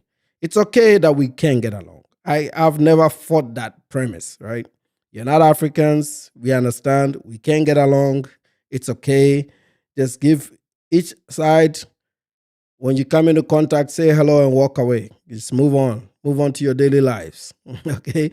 They keep Africa out of their mouths if they can. I don't think they can. Now, they seem to be so worked up about what the Chinese are doing. But like I said in the beginning, the Chinese know how to build roads. Black America doesn't know how to build roads. Black America could barely build a house. I bet, like I said, for the most part, they could barely put furniture together. If you look at the state of education right now in their schools, which, once in a while I do videos like that where I show you the lack of motivation of their children in these schools. And, you guys have seen me do videos like that, right? I have the real picture of black folks. Salute to Philly Dom. Philly Dom, I need to get you on, man. I like Philly Dom. Even much more when I found out that Philly Dom has some Haitian heritage. I was like, yeah, okay. I see why. I did like him from the very beginning. Even that day that I did the video, you guys remember when I made a video about Philly Dom, even though I was critical of him, it was constructive criticism. And I said in a few times, if you haven't watched the video, you can go back to the channel and watch it. But a few times in the video, I said, I hate doing this video because I really like Philly Dom. And I kept my word. Ever since I did that video, I didn't do any more videos about Philly Dom. But yeah, I do really like Philly Dom, man. I think he's a great guy. I've watched a lot of his content. The first Philly Dom content I watched was a video that made over 1 million views when he was covering the migrant crisis in New York. And that's when I found his channel. And I told him when I got on his live stream the other day, I said, man, you need to go back to do that type of content. But he says it's too depressing. He doesn't like, he's a positive guy. He doesn't like to do struggle content like that. So even though it works for the algorithm, I think it works against his morals. So he he didn't want to do it. Totai is in the house. Salute to Totai, man. Black Americans was the first to build roads. Yeah, and what happened? You start building roads?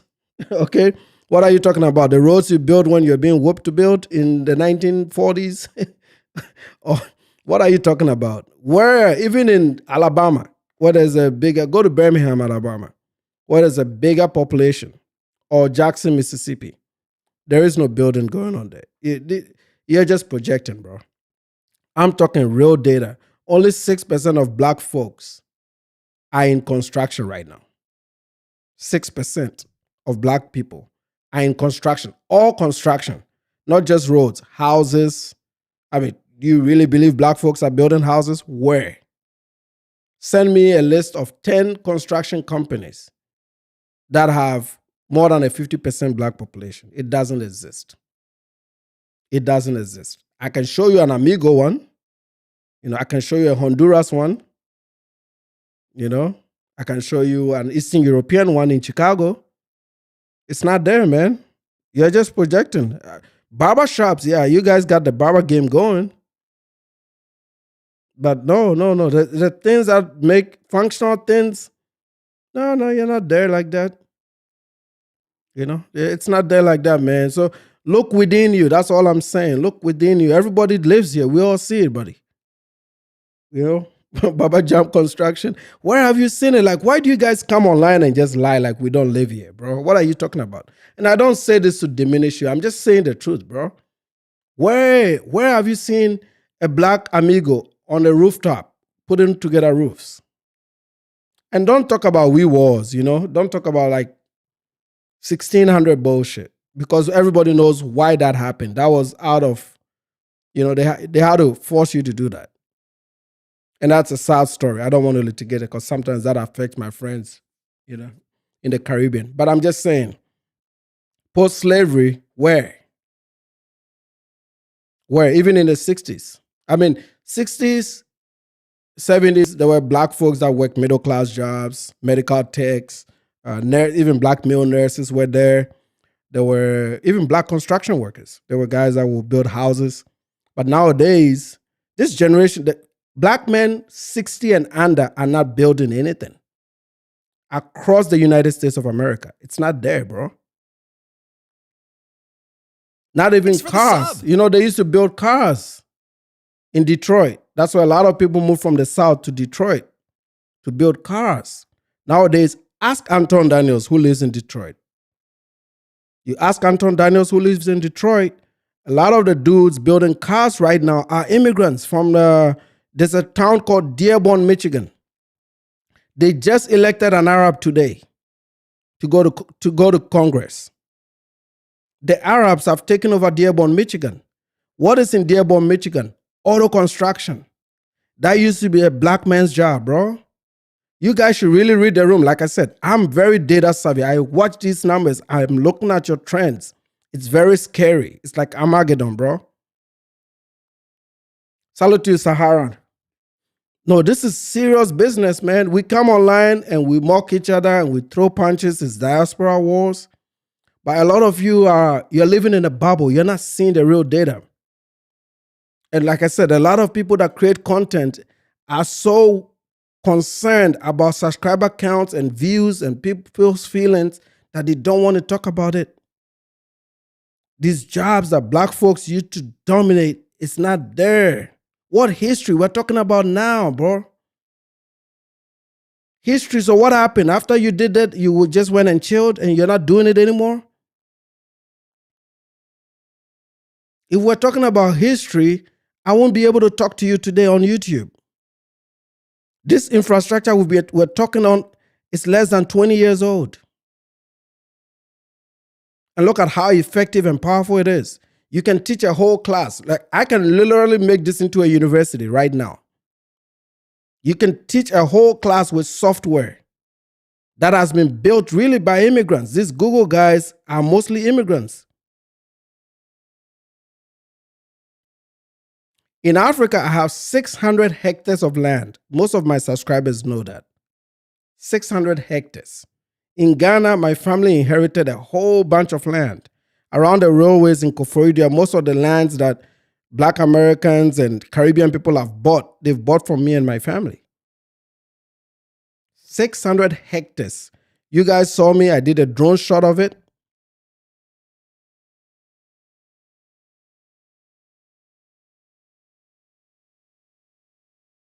So yeah.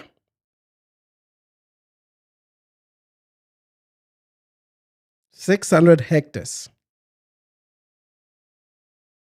Right outside of Lusaka, 1 hour from the airport in Lusaka, Zambia. I built a lot of homes on it. There's 6 houses on it. There's 6 houses on it. I have a beachfront apartment in Colombia. And I'm about to build another one in Santa Rosa in Colombia. I do very well, man. I'm not, like I said, I work the ivy of corporate America. I've made good financial decisions, man. I make good financial decisions. I don't waste my time. I'm not wasting my time. And I look at these things and I come here and I talk about these things more critically because I know what I'm talking about. I don't do chat GPT stuff.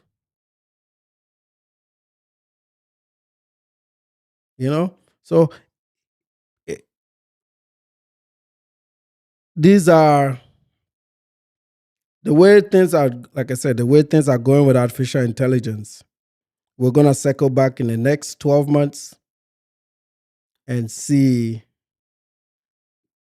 Yeah, I don't dispute that. Yeah. Some do well, not plenty. I won't say plenty, I won't say plenty. Some definitely do well.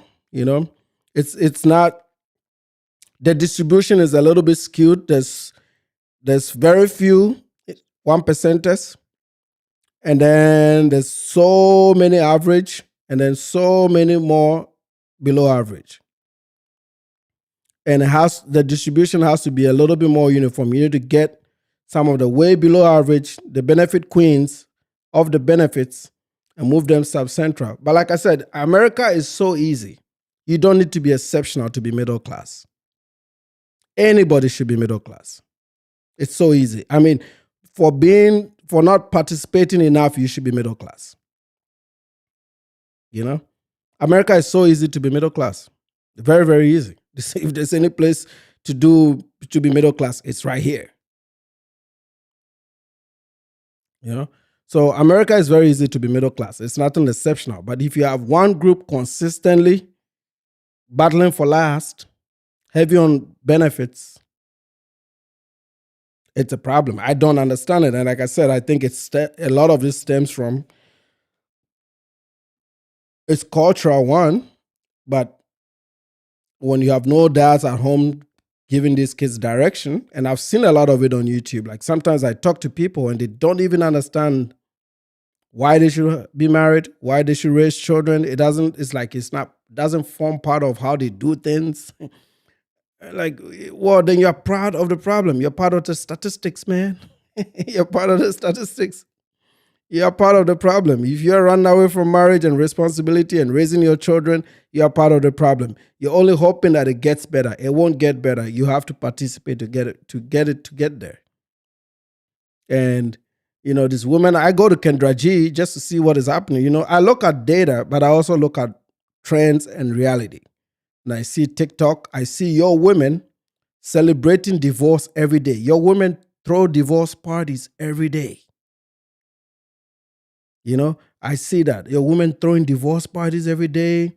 I see them talking wild and crazy to men. And then the men also talking crazy to them, calling themselves B words. You're the only ones that I've never seen an African man call an African woman the B word so casually. So a lot of these have to be realigned. If you don't realign these things, no, you're not getting married. You have the lowest marital rates. Lowest. It's only getting worse. Like I said, you can say the things that make you feel good, but the data is the data. These things, Pew has a lot of research on these things that I look at on a daily, man. I look at this thing on a daily. So you just have to look at it. Just before I came on today, there's a black pastor in Florida that just got busted for spreading HIV and sleeping with 14-year-old boys. These are all demonic spirits. A lot of these men have become homosexuals. And that comes from the over-feminization of these men. A lot of you have become homosexuals because you've lost your African cultures. You've replaced it with urban culture and all this new bullshit that is putting men in skirts. But, you've normalized it. Some of your boys are going to Thailand to sleep with the boys.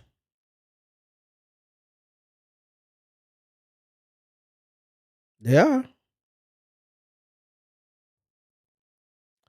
Jada is saying, Tucker Carlson said today that white people need to stop living off the history of their grandparents and start building their own legacies. Yet black folks use 1960s as a bully stick to go after others. I don't respect the 1960s. There are some blacks, there are black immigrants that hold on to this thing because they feel like they're going to offend somebody. I don't give a fuck, man. I don't care about their 1960s because I've understood the 1960s. The 1960s was a begathon. They were begging white folks to give them a little bit. That's what it was. It wasn't no fight. Nobody threw blows. It was just marching, right? Nothing happened. It's like everything they do. It's over exaggerated. It's oversold. They were not. There wasn't much going on there. Don't buy into it. If you really read it, it's an act. It's a civil rights act. Only 5 black people voted for it. A lot of the people that were part of this was majority white. 99% of the authors and the implementers of the civil rights bill were white people. And these are facts. There's only 5 blacks in Congress, 0 in the Senate, that made this happen. So why they take credit for this? Actually, the senator who wrote the bill was a white New Yorker, a progressive from New York. So these people they don't, like I said, ghetto education doesn't teach them this. This is where they got that We Build America from. It's to help dampen their low self-esteem. It's just to help to dampen it, to make them feel a little bit of, oh, we can do something. We can be included. But if you look outside, you don't see them. They're not doing much. I'm telling you, man. They're not doing much. Kurt is saying, I'm American and West Indian. Salute to the West Indies. And I can speak from both, and from what I see and I'm witness to, Black Americans are more lower income than middle class. Yeah. There are some in the middle. But there's also some stats that I saw with BLS did, I think it was in 2025 around the fall. Some of them have spurts. So maybe this year they'll go work a good factory job, and then they'll work it for a year, and then they'll leave the workforce the following year. So they'll collect the data and say that this person is in the middle class, or this number of black people are average income, but then they cannot hold jobs consistently. They are the lowest group when it comes to inconsistencies in employment or gaps in employment, which means most of them cannot even hold on to jobs longer than 1 year. Of any group, it's like night and day between them and the other groups. Asians are the best at this. They hold jobs longer. Then it's black immigrants and white folks, and then Hispanics, and then these guys. And that really falls into most categories. Marital rates is right about the same. It's like that. We are way up, even way higher than white folks. So it's these things that you have to. We are not their problem. I think this stems from just how, like I said, not everybody, but most black immigrants will get into the health sciences. You all have become doctors and nurses and engineers. Like my entire circle, I usually host the Labor Day party. So in my friend group, I'm the one that do the Labor Day party. So all of them will be here. And if I look down the list of all my friends, the majority of them are married. They're going to come here with their children. They all volunteer, participate in church at the top of their careers, corporate-wise. And I didn't pick my friends selectively. I picked them because they were Africans. That's it. That was the only criteria. And what I've noticed with them over the years is, even when one of them is laid off or one of them is down, they rely on our friend groups for information to get back up. And that's just how we've built a network of helping ourselves, And if there's any skill or technology out there that I think some of them can pick up and change and get back into work faster, we share that knowledge with them, we give them the resources, and they get back up. And that's what your friend group and your network should be. So I understand why, I won't share this information, for example, with the black folk in America, right? Or an Indian or other groups, unless they're in my friend circle. But since they're not there, they don't have that information. And if I'm on YouTube, most YouTubers that have that information will not share it. If they do, they'll have to do it in private groups because they want to monetize off of it, right? So you find out there's a lot of things that people can do to get into what a quote unquote the middle class that are very doable, actually very, very doable. But we are restrained from saying it, or we don't want to say it, or there's no interest in saying it because, let's just face it, it's become a competitive world. You don't want to put all your secrets out there like that. What if you give it up and everybody jumps on it and you lose your job? How are you going to bounce back, right? So there's always some level of gatekeeping that exists in the black immigrant groups. The Jamaicans do it, the West Indians do it, the Africans do it.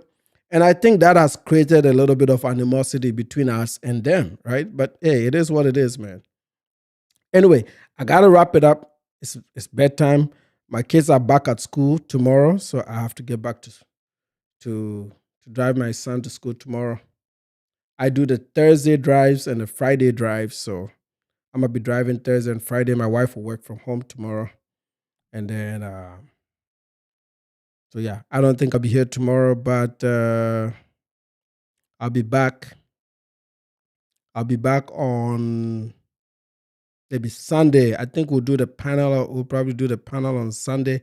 KF, if you're on, I can do a quick VD Ninja test. I can do a very quick VD Ninja test. Let me know if you're still on. I can shoot you a link to just test it, make sure it works.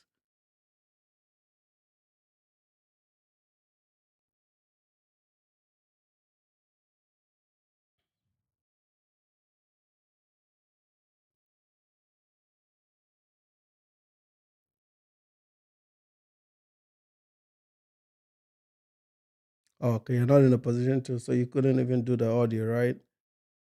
I wanna test it because I have it. Let me see. Maybe one of you can click it just to test. You don't have to really talk. You just want to make sure the feed comes in. Let me see.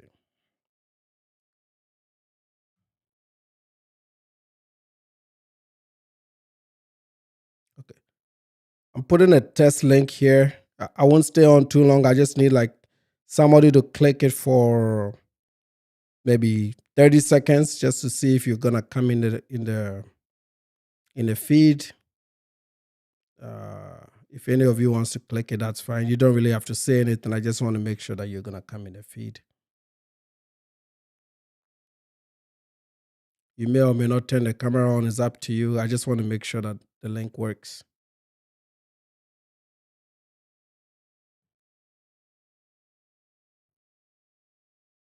Anybody gonna take it?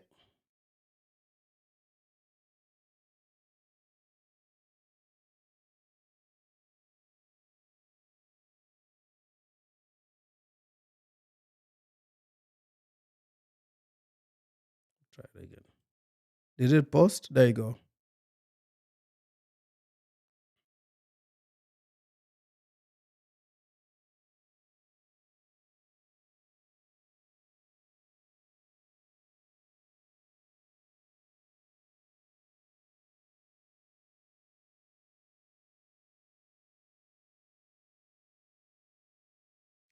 Ty is asking, have you seen the 2011 documentary Empire of Dust?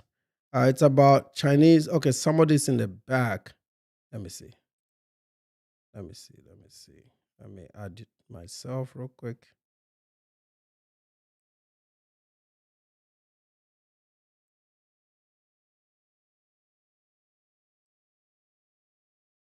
Go to.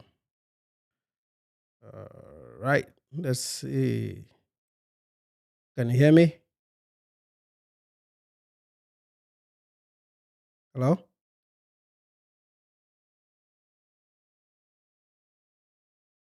I can see someone in the back. Red, can you hear me? It says you labeled it as red. Hello? Let's see.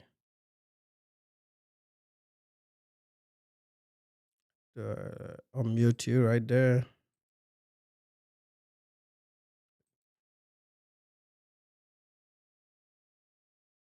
Okay. Can you hear me? Okay. I'm gonna put you in the stream real quick. And then let's see. All right. I ain't gonna. I've been listening. I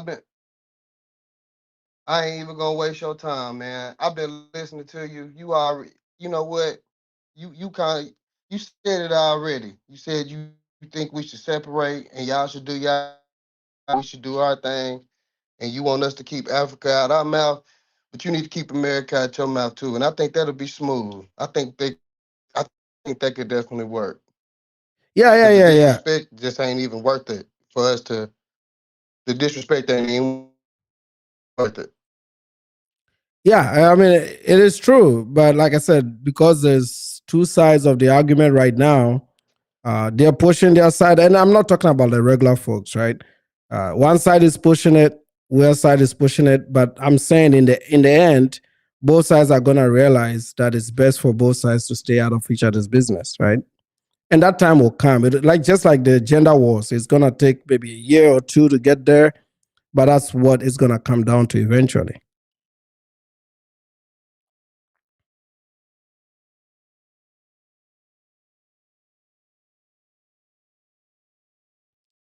I was getting now. Let me go back to the stream just to make sure everybody got us.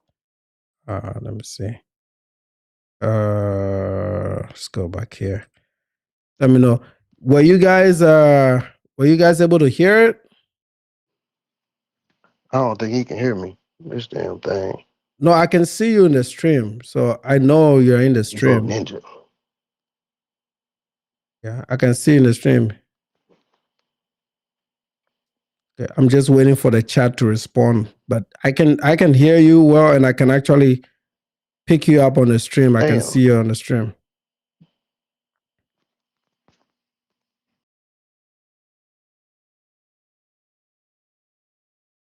Okay, so he dropped off.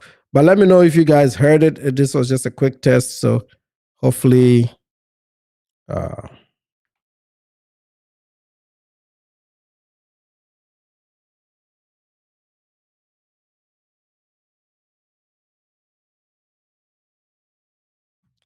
Okay, Sarah said you could hear. Okay, you can hear me now? Yeah. Everybody got you. But yeah, most definitely, like, yeah, it'll never be a way where we could be cool because it seems like the only thing Africans gonna do is continue to disrespect the Black Americans, and the Black Americans gonna retaliate back. And ain't nobody used to Black Americans retaliating to y'all back because we normally never really cared. You know, we normally never really cared, but shit been going on too much and too far to the point where y'all telling blatant lies, or like y'all might not know, y'all might not just know American history for real. Y'all might only know the basics of what the white people told you. You ain't really dig deep inside them books to really know what's going on. Like you talking about some, we ain't building the roads. Yes, we do. Black people still do build houses too. It's just right now we got an influx in the South for sure. I know a lot I of live in the South. carpenters and all of that. Yeah, I live in the South too. So you ain't gonna tell me what I don't see. My homeboy got a very functioning business. He riding around this bitch in a Rolls Royce.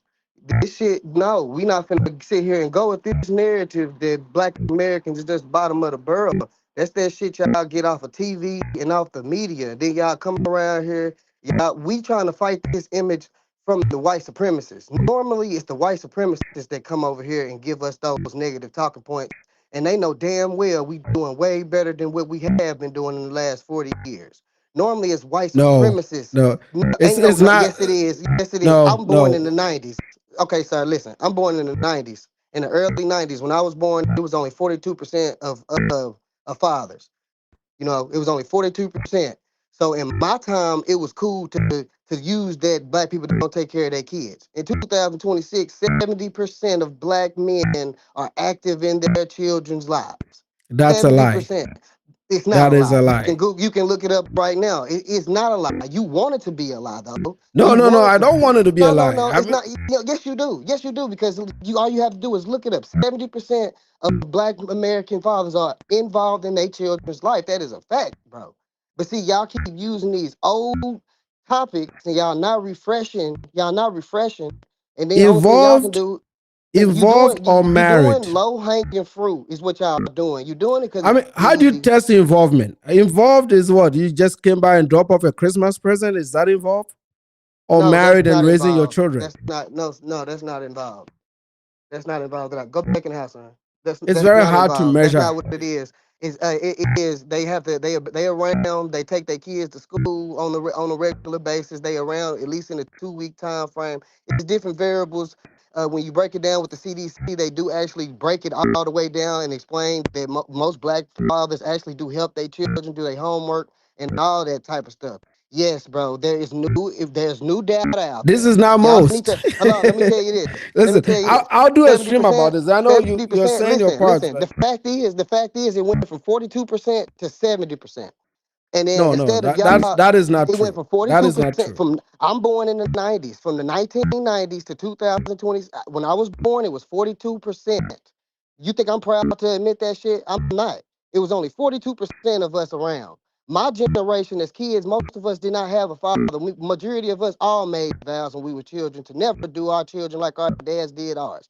Now, I did have my daddy, and my mama and daddy was married. My daddy died when I was very young, when I was 10. So shit, I still kind of. My mama was a widow. She wasn't a single mama. But but y'all wouldn't give a damn. Y'all wouldn't give her no grace because y'all hate the Black American woman too. So when it all boils down to it, the disconnect between us is y'all sound just like white supremacists. Y'all No, hit no, no, us with no. the same low But you have to blow. Y'all hit us. understand, you guys Have to. are the ones that put your women online for many We years. don't put our women on shit. Our women Bro, are free. Our women are the I most have freest videos. women. Listen, it's a pro and a con, ain't it? Because our women are the most freest women in the world. Your women want to escape Africa and come over here so they can enjoy those liberties and be as free as the American woman is. That's But so all that why is. how come they remain married when they've quote unquote fled for these liberties? They are not being oppressed in Africa. Africa has one of the highest marital rates in the world.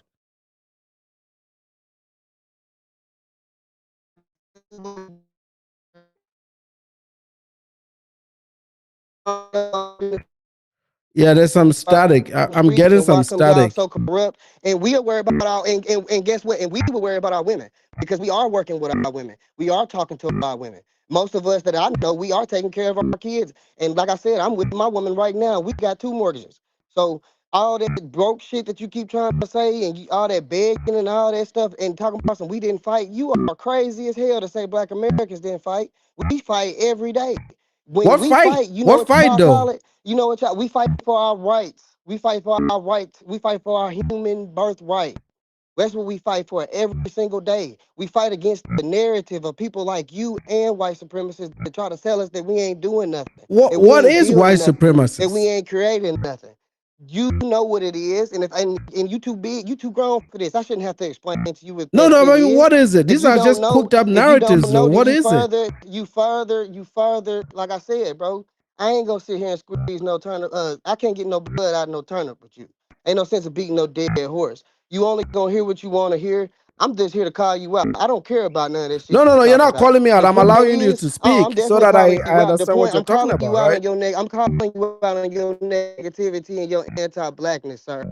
Because only No, thing you do on this profile is sitting here. I'm not Only thing you do anti-black. on I'm this African. broadcast you are anti-black American, like I just said. Only thing you do on this program is sit here and you spew. Only thing you sit here is you spew anti-black hate and white There is supremacist no hate. rhetoric, trying to sit There here. is no It hate. is hate. Then why? Everything Then is backed by then data. where's You the came out here then and where's the said positive? Then where's the positive 77% of things? black Then men where's the are. positive things that you can say? Where's the positive things? There's nothing positive about Black Americans that you got on this profile. There's none of that. It's all negative. And then you got the nerve to be hypocritical and acting like a bitch when you hear Black Americans talking shit about Okay, Africans. you got to Well, what watch the your fuck we words now supposed to because do? I'm not I using foul apologize. words at you, right? I can apologize for I'm that. I allowing can you to apologize for that. speak. I'm not disrespecting you, so you got to You watch right. how You you do right. that. You I have right. not I'm just from the disrespected you. south. It's a part of my dialect. Well, I this is part apologize of for the that though. problems I was talking about, right? So I this is wasn't the trying to do language you that. use with the women, and No, I can this is talk all how the the things fuck I I want. See, talk that's the about. It's thing. That's not what you're white not gonna do. supremacists. See, no, see, no, that's not what you're gonna do. I can talk how I want. I'm a landowner. I have farms. I can make my. I'm Well, but that doesn't self-sufficient. mean that you should I call can your go woman the B fishing in my word, right? motherfucking. I can go fishing in my backyard. I can go kill a deer. I can go slaughter one of them cows in the yard. And so I can talk how I want to talk. See, that's that corporate shit. That's that white supremacist talk. Well, you can't talk how you want to No, talk. no, I can no, no, talk how I no. want to It's talk. I'm called from the south. respect. It's called mutual respect. I've shown you respect. You're on my I am. platform. I didn't call And you out I names. I didn't apologize call you for. the B word. I can say a whole You're lot of right, and stuff, I but I didn't apologize say to you that. for calling you the B word. And I mean that genuinely. I genuinely do apologize for calling you the B word. That kind of just slipped out. Well, I I did understand, but not I'm mean to just call saying, you like, that. these are the same narratives that we've been talking about that people have to understand how to conduct themselves, right? It is the same Well, thing in I relationships. done been called a cotter before. Because you don't even know I done been called me, a you know, cotter you come before on my too, platform, and I know you apologize, so I don't want to drag it on, but I'm just saying, like, these are some of the things that I talk about, and it's not some white man that told me, right? This is just, Well, I mean, we are watching this but you gotta on display. understand. You gotta understand. You coming to my country and you talking shit about the same people who helped kick the door down for you. And then when we say Nobody like, kicked yes, we anything did down help for you, me, though. you see that's the point is. See, that's what I'm talking about. See, soon as we Nobody say something did. about, Everything listen, that I bro. have, I worked for. Like you said earlier, that's not what I'm talking about. When I said when you were talking earlier about the civil rights movement, you said the whites had something to do with that. Was the only thing They that was did. whites. It was How just many the black whites. people? It How was many just the whites. black The whites people assisted. The whites assisted. The were fight the was very majority? long and strong. The fight You was have very you've long and been strong, lied bro. to, bro. They were the How have I white been? people were the Oh my majority. lord. They were What the does that majority. mean? Duh. Of What course, does that duh. mean? They was Because the what is a majority. civil rights bill? It's a legislation, right? That means it's something that got passed into Black law. people that black Americans fought and died for. That black Americans put Okay. into motion. How We many brought that black up. people wrote that bill or passed that bill? It was 5 of them on there.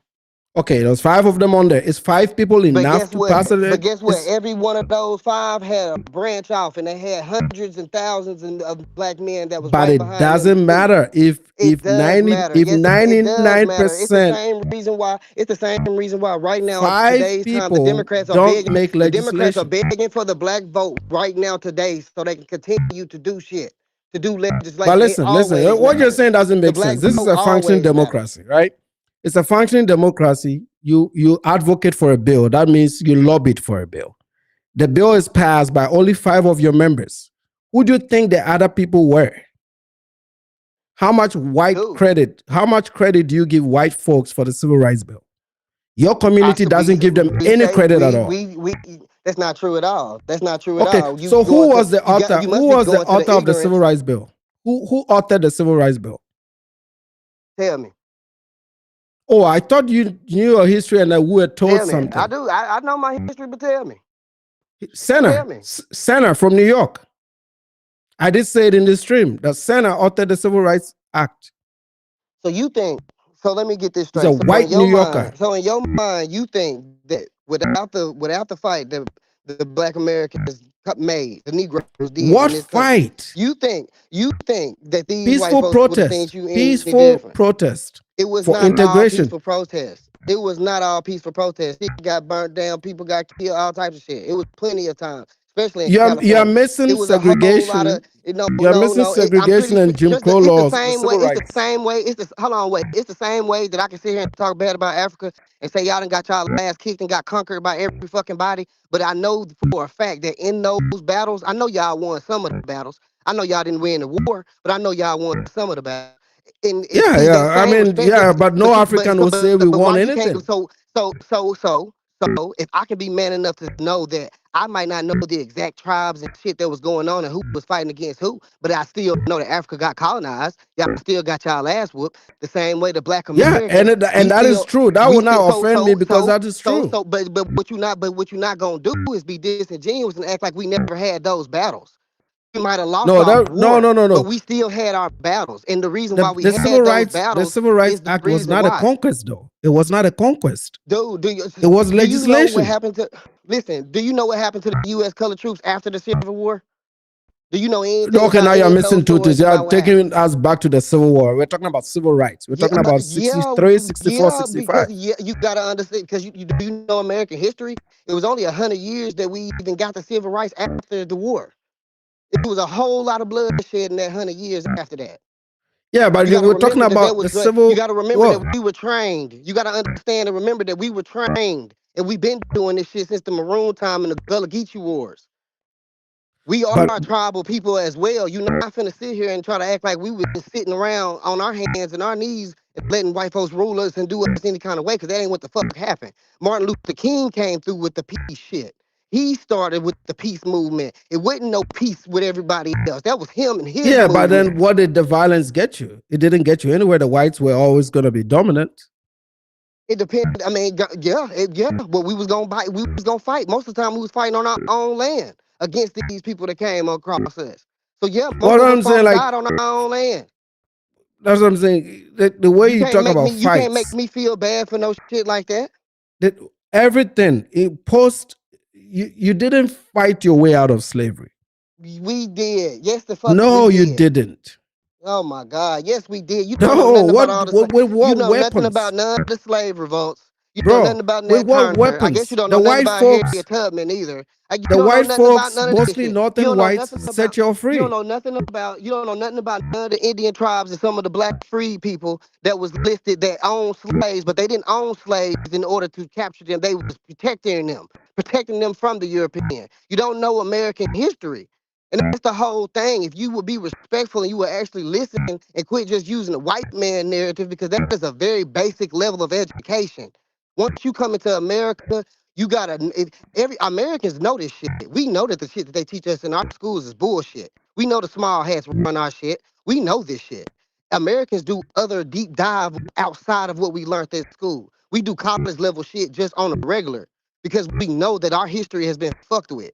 Y'all act like y'all don't know y'all history ain't been fucked with. Like y'all ain't named after a white No, man I named mean, Africana. what do you mean factory? Some of the things are just true and common sense. You didn't have any weapons to fight the majority white class.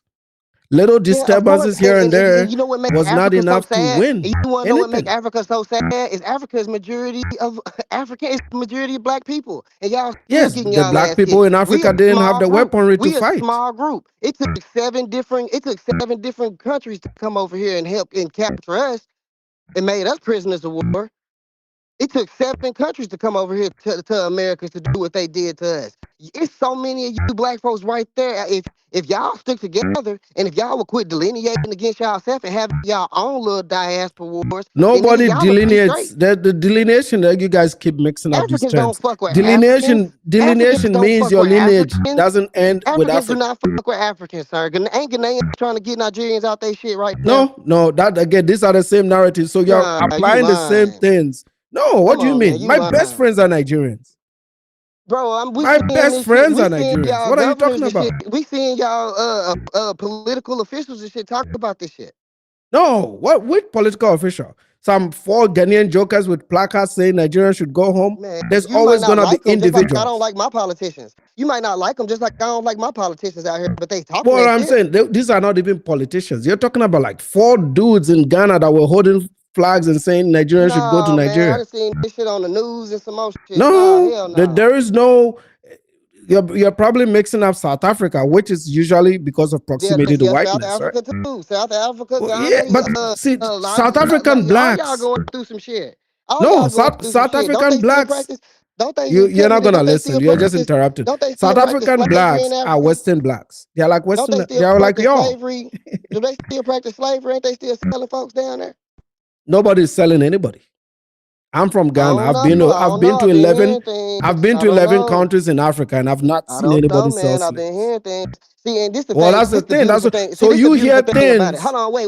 This But the beautiful thing. listen. Y'all No, got you've been doing a millions. whole lot of talking. Hold on, Let's look. take turns. Y'all got so many You've millions been of people in hearing. Africa. Why y'all worried about? Why y'all worried about the 50 million black folks that's here in America? Y'all need to worry about No, Africa. because have And you y'all seen a? steady Do you worrying know a about. We dude by don't give a name? fuck about Africa. I wish y'all didn't give a fuck about America. I wish y'all would quit running over here trying to get this USD. I wish y'all would quit Yeah, trying to go get this we come here currency. at the And I wish invitation of the white why folk. don't y'all We don't get come here. why don't If y'all do what the America dude in was a Burkina black-run What's it country, called? Burkina Faso, Burkina you know, Faso. if Do America do what was he okay, doing. we Yeah, got why to don't take y'all go turns do what because you he are doing? really Build them y'all disturbing own the. shit. We got to take turns. I'm gonna have to meet you so I can. We got to take turns because we're not conversating here. You're just throwing things out to make sure it sticks. You can't even pronounce the name of countries right. This is you're Right, because telling I don't me give a that fuck the about things I'm Africa. saying is something white folks told me. But then you are saying things that are not even backed by any data. It's no African is selling slaves.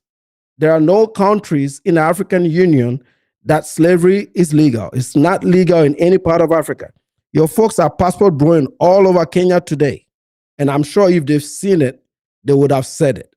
It's not there. Yeah, them See, when we niggas say stuff, it's not got the because white money to folks go. told us. They get treated The well when they stuff go to we Africa. say is backed by data. It's right there. The data is there. You can look at it. We give you references. BLS data saying this or So Pew did you look Research at saying that. 70%? So You're did you look at that saying that, 70? oh, So these did things you are look at that? happening. Ghanaians are chasing Nigerians. Nigerians are chasing. Nigeria and Ghana belong to a bloc called ECOWAS. There's free movement of people between those two countries. It's like the European Union. West African states have freedom of movement. One idiot saying Nigerians should go home doesn't mean it's government policy. You're always going to have people that have xenophobic tendencies that are going to say, hey, we don't like Ghanaians or we don't like Nigerians. That's all individual stuff. But it's not government policy for any West African nation to say that Nigerians go home or Ghanaians go home. It doesn't happen. It did in the 80s in Nigeria when they said Ghana must go, but it hasn't happened ever since.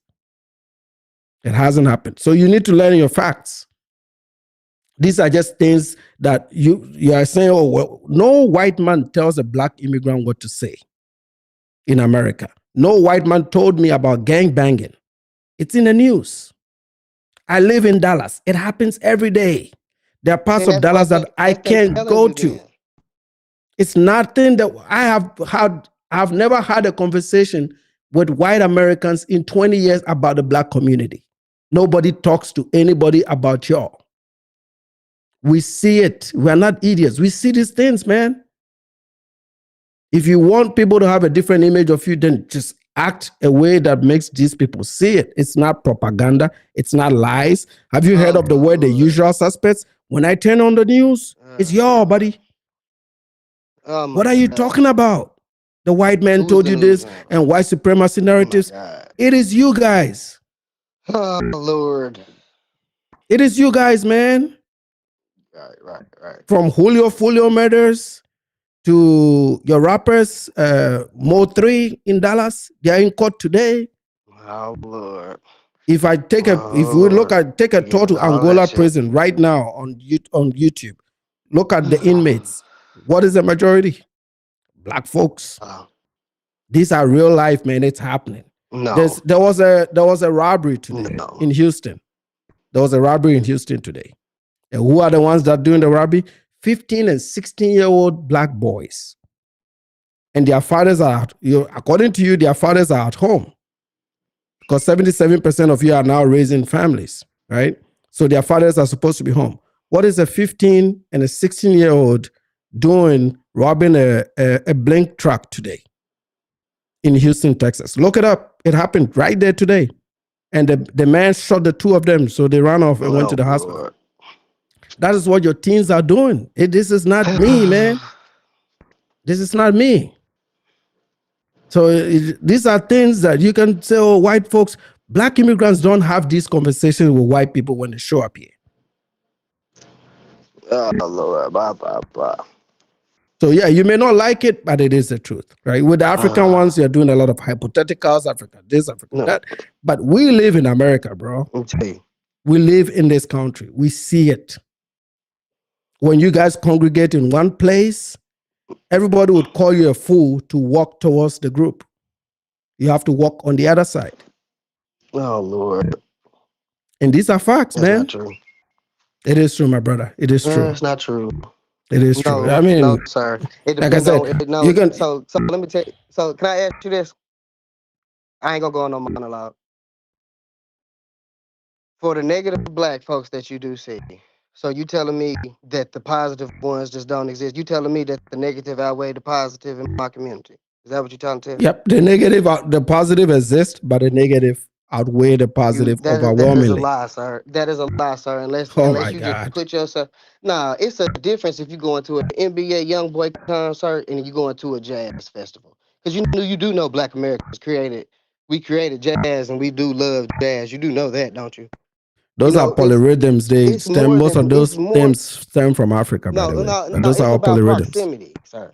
It's about proximity, sir. It sounds like to me it's like you going to the worst places to see it. Because in the normal day-to-day life, unless you in the middle of the hood somewhere, sir, that's not going on. Most Americans are making most Black Americans are making $50,000 a year working a job. I mean, you're talking about a 1% of my people, sir. It's only 1% of Black Americans that are in prison right now. 1% of what is the total prison population? It's 1.1 million Black Americans in prison. It's 52 million Black Americans in this country. It's 52. Let me say that one more time. It's 52 black Americans in this country. It's 1.1 million black Americans in prison. So Do how you in the know? hell? I don't have my stat sheet today, but do you Yeah, I mean, know that by the time a black man in America turns 23, 50% of them would have committed a crime? yeah. And do you know that our exoneration rate is we like 54% of the exoneration rate Well, too? if you have the mass amount of incarcerations, then even if if there's any exonerations, you're gonna be But the can you, beneficiary of it. but sir, can you acknowledge that we do have 54% exonerations too, which means we got wrongfully arrested? Okay, so on July 30th, I don't know if you can see it because I told you I have my stat sheets here, so I look at things up because I sometimes I know these conversations will come up. So I took a screenshot of this. An No, look it up estimated today. 5 to 7 million Black Americans have been incarcerated in a state or federal prison at least once in their lifetime. Out Prison of is not a 52 permanent million. state. Some of you go in and come out. But 7 million, up to 7 million of you have been in a state or federal prison at least once in your lifetime. Okay?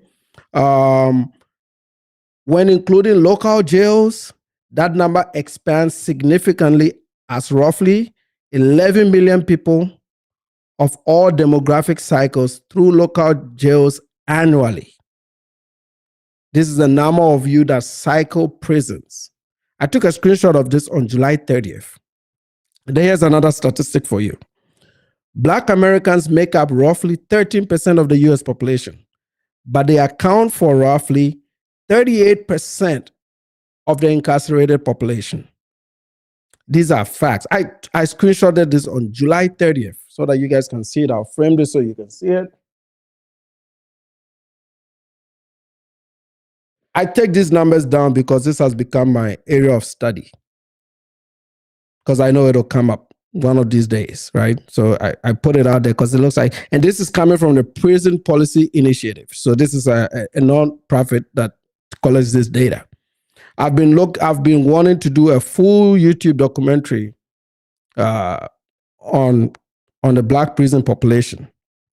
Because again, people will say, oh, only this number is there, but most of them are not sentenced for life. Or most of them are not on death row. So some go in and out. So you have to account for the people that have been set free as well. There's a huge crime problem in Black culture today. And the fact that you don't even see it, this is why I'm saying these conversations cannot be had because the things that are even obvious, you don't want to accept it. You don't want to accept the very obvious. At least I accept Africa's problems. I don't defend Africa's problems. I don't defend African corruption. It stinks. I hate it. I don't ever defend that shit. I know it exists. But what I see is as long as I'm not participating in it, that's one thing. If Africa's marital rates are horrible and I'm over here wilding and not settling and not marrying, I'm like, yeah, I'm part of the statistic that I try not to be, and I try not to influence people to be part of it. That's the difference. But anyway, I got to go. I got to get ready for bed and school tomorrow. This was a test. I'll bring you on. There was a little bit of noise in the feedback. I don't know if it's coming from me or if it's coming from your end, but I will investigate a little bit more of it. And I have somebody else joining, but I need to go. Chuck D, I think we have to do this another day because I got to get ready for work and school tomorrow. So we'll do it another day. Yeah. Maybe I'll try to come on tomorrow.